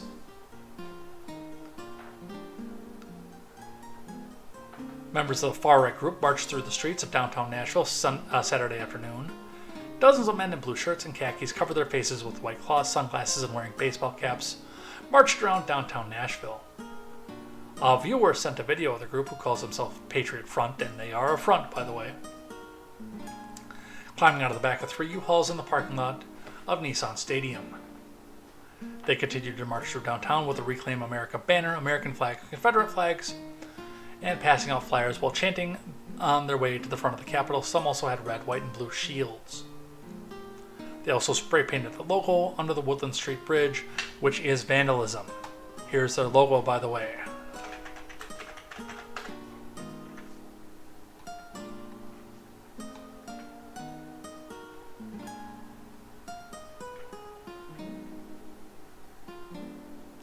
Image and new tab, there we go. That, of course, is their logo. Department of Justice, Federal Bureau of Investigation. Now, everybody marching in that group, I would not say is a Fed, especially after what we saw with Gretchen Whitmer. But I would say that there's probably a good 3/4 of them are coming in and telling the other people, hey, aren't you afraid of the browning of America? Come and march with us. One of these times we're actually going to take it to the streets, and I'm going to hand you a brick, and I'm totally going to be standing with you, throwing one with you. Trust me, just throw that brick and don't turn back.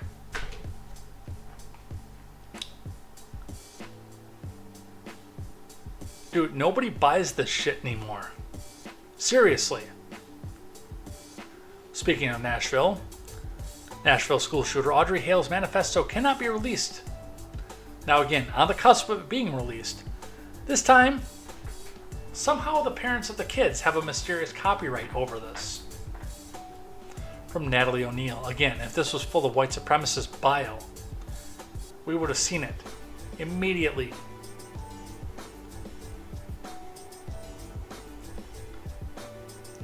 This is the first time in history that a document written by somebody who is deceased has a copyright held by victims. A lengthy manifesto written by Nashville school shooter Audrey Hale won't be released to the public because its copyright now belongs to her victims' loved ones, a judge has ruled. Awfully fucking convenient.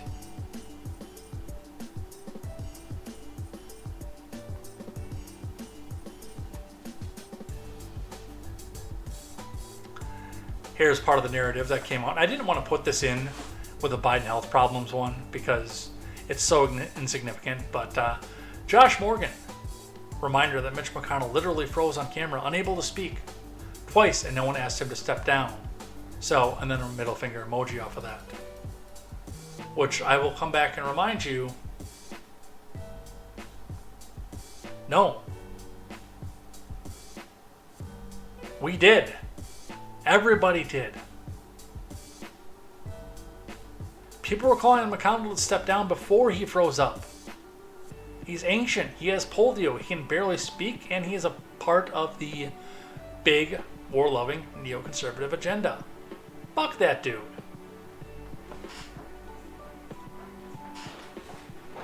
A story out of England from July 5th from the Daily Mail. Mother throws newborn daughter out of a window to her death because she thought the child would ruin her career as an executive at Porsche. Unfortunately, the child did ruin her career as an executive at Porsche. Just not in the way that she thought. And it's a terrible thing to hear. That is my dark joke of the day, too, by the way. Biden-Harris HQ with the X out that says 4th of July under Trump's project. For those of you listening on the audio platform, we have a scene from The Handmaid's Tale with the cross on the Washington Monument, which, as you can see from my caption, is I wish these morons would read another fucking book. There is a library,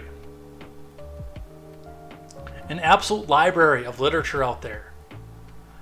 You don't have to keep reading the same book over and over again and touching yourself thinking, oh, Donald Trump is going to force me into forced pregnancy this time. Oh my God, oh my God.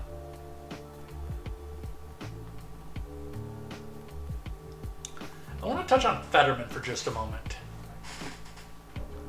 and talk just a bit about this one here, because with a screenshot of the New York Times reading that Biden stumbles over his words as he tries to steady re-election campaign, Fetterman, who I was assured was this super based senator from Pennsylvania who wasn't like the other Democrats, who we could trust this guy, and he was a real moderate and a centrist,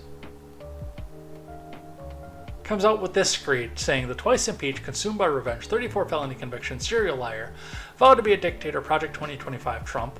Everything in that screed is incorrect, by the way, except for the twice impeached.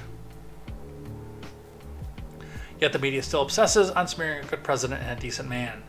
If anyone lost their way, it's the New York Times. Either a staffer is doing this on behalf of Fetterman and he has no idea what's going on, which is entirely possible. He did have a stroke. Or this is yet another bought and paid for Democrat, just like I told you that he was. When he did something based, I said good job on it, but I still told you every time I didn't trust this motherfucker. And I still don't. Alright, a couple other things that I hate.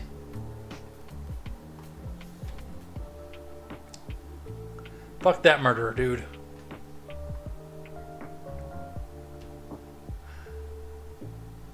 Alright, from the Hill.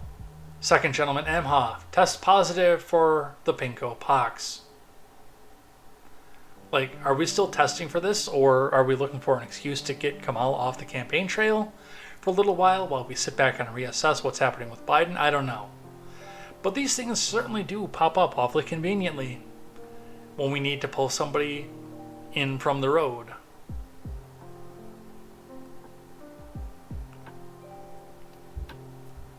Alright, just a couple more here.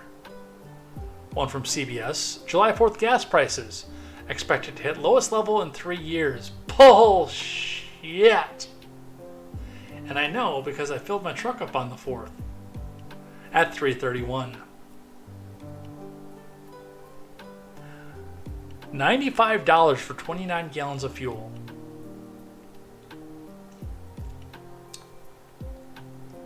Now we're nowhere close to the $5 a gallon that we saw in 2021.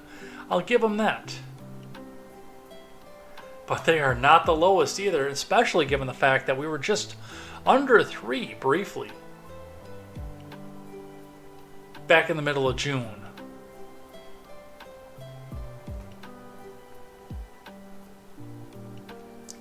And then I got a couple of policy ones that are just basically the White House making policy.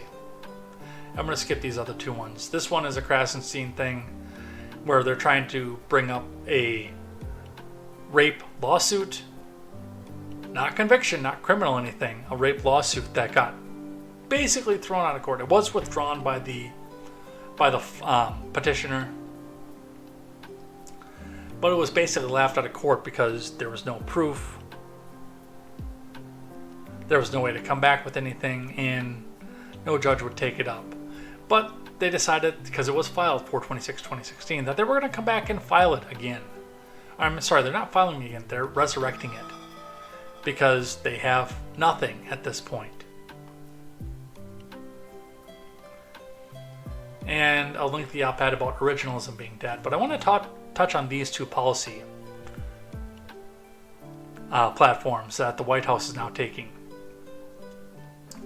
So the White House has reversed course at this point and said that gender-affirming surgery should be limited to adults, from Brooke Migden, taking a hard 180 degrees to where they have been since the campaigning started in 2019. And that's the position I've been in, too. Now, even if they are on the same position that I am, I'm still not going to vote for the fucksticks. But suddenly, when we're facing down an election that's going to be hard to beat, or hard to win, now we're going to come back and try to take the sane route to things. And the last one, and the reason that we're on things that I hate, is in the wake of Supreme Court ruling, Biden admin tells doctors to provide emergency abortions, which is, by the way, the law in every single state that has any sort of abortion restriction. Life of the mother is an automatic override to your abortion restriction in all 50 states.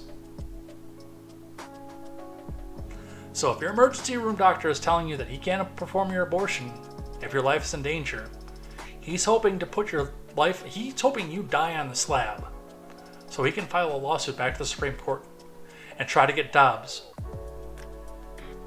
overturned. And with that, we're done. We're out of here. I'm done ranting. Got through everything. Didn't go 2.5 hours. It's amazing. It's a beautiful thing, I'm telling you. But it is time for me to get some dinner because I didn't get to have any dinner. I got a snack. I didn't get to have any dinner with the way that my day was scheduled. So we're going to throw a little bit of that down now. If you're wondering, it's a stuffed pork loin with apple and blue cheese, and it is absolutely delicious. Let's throw some outro music up and let's head out of here for the day. Where's my outro music? Is it in here? It's on this side. Everything got rearranged because of screen rearranging on my computer. So I never know where it is, because it used to be over on the left screen. And now it's in the center screen, along with, there are maybe 20 things that went over to my left screen. And the vast majority of what was on my desktop is now on my center screen, and I don't know why. But it's going to take me too long to go back and put it back the way it was. Anyway, thank you so much for watching, everybody. Take care. Have a good night. It's been a lot of fun. We got through a lot of stuff. Yes, as I said at the top of the show, the only way for Democrats to win is to continue riding with Biden. And that's even going to be iffy at this point. So I wish you the best. I wish you luck. But we still have 4 months for somebody to completely fuck something up. We'll be watching for it, and you will see it on Contemporary every Tuesday night at 6 p.m. Central Time. So come back in and join me next week for more news, more headlines, and more Contemporary. Be here Wednesday and Friday nights for video games, Diablo 2 and Fallout 4 are both on stream, and continue to watch for announcements in the Discord and on the X. For news about what I'm doing with some of my friends, and a new project where we focus not on current events, but on people who have made either drastic changes to their lives or who are entrepreneurs in their own rights. I'm definitely looking forward to that. I just want to have conversations with people, you guys. The news depresses me. I still like doing it. I'm still very good at it, but it does depress me. And I want to have some fun with some people, and I hope that you guys can come and have fun with me too. So, premieres will be live on YouTube, otherwise it'll all be pre-recorded. So come back and join with that. Dates to be determined on when the premiere is for my interview with Chris. Take care. Have a fantastic night. We'll see you here next time for more news, more headlines, and more Contemporary. And until then, I'm Jay Edgar, and this is Contemporary.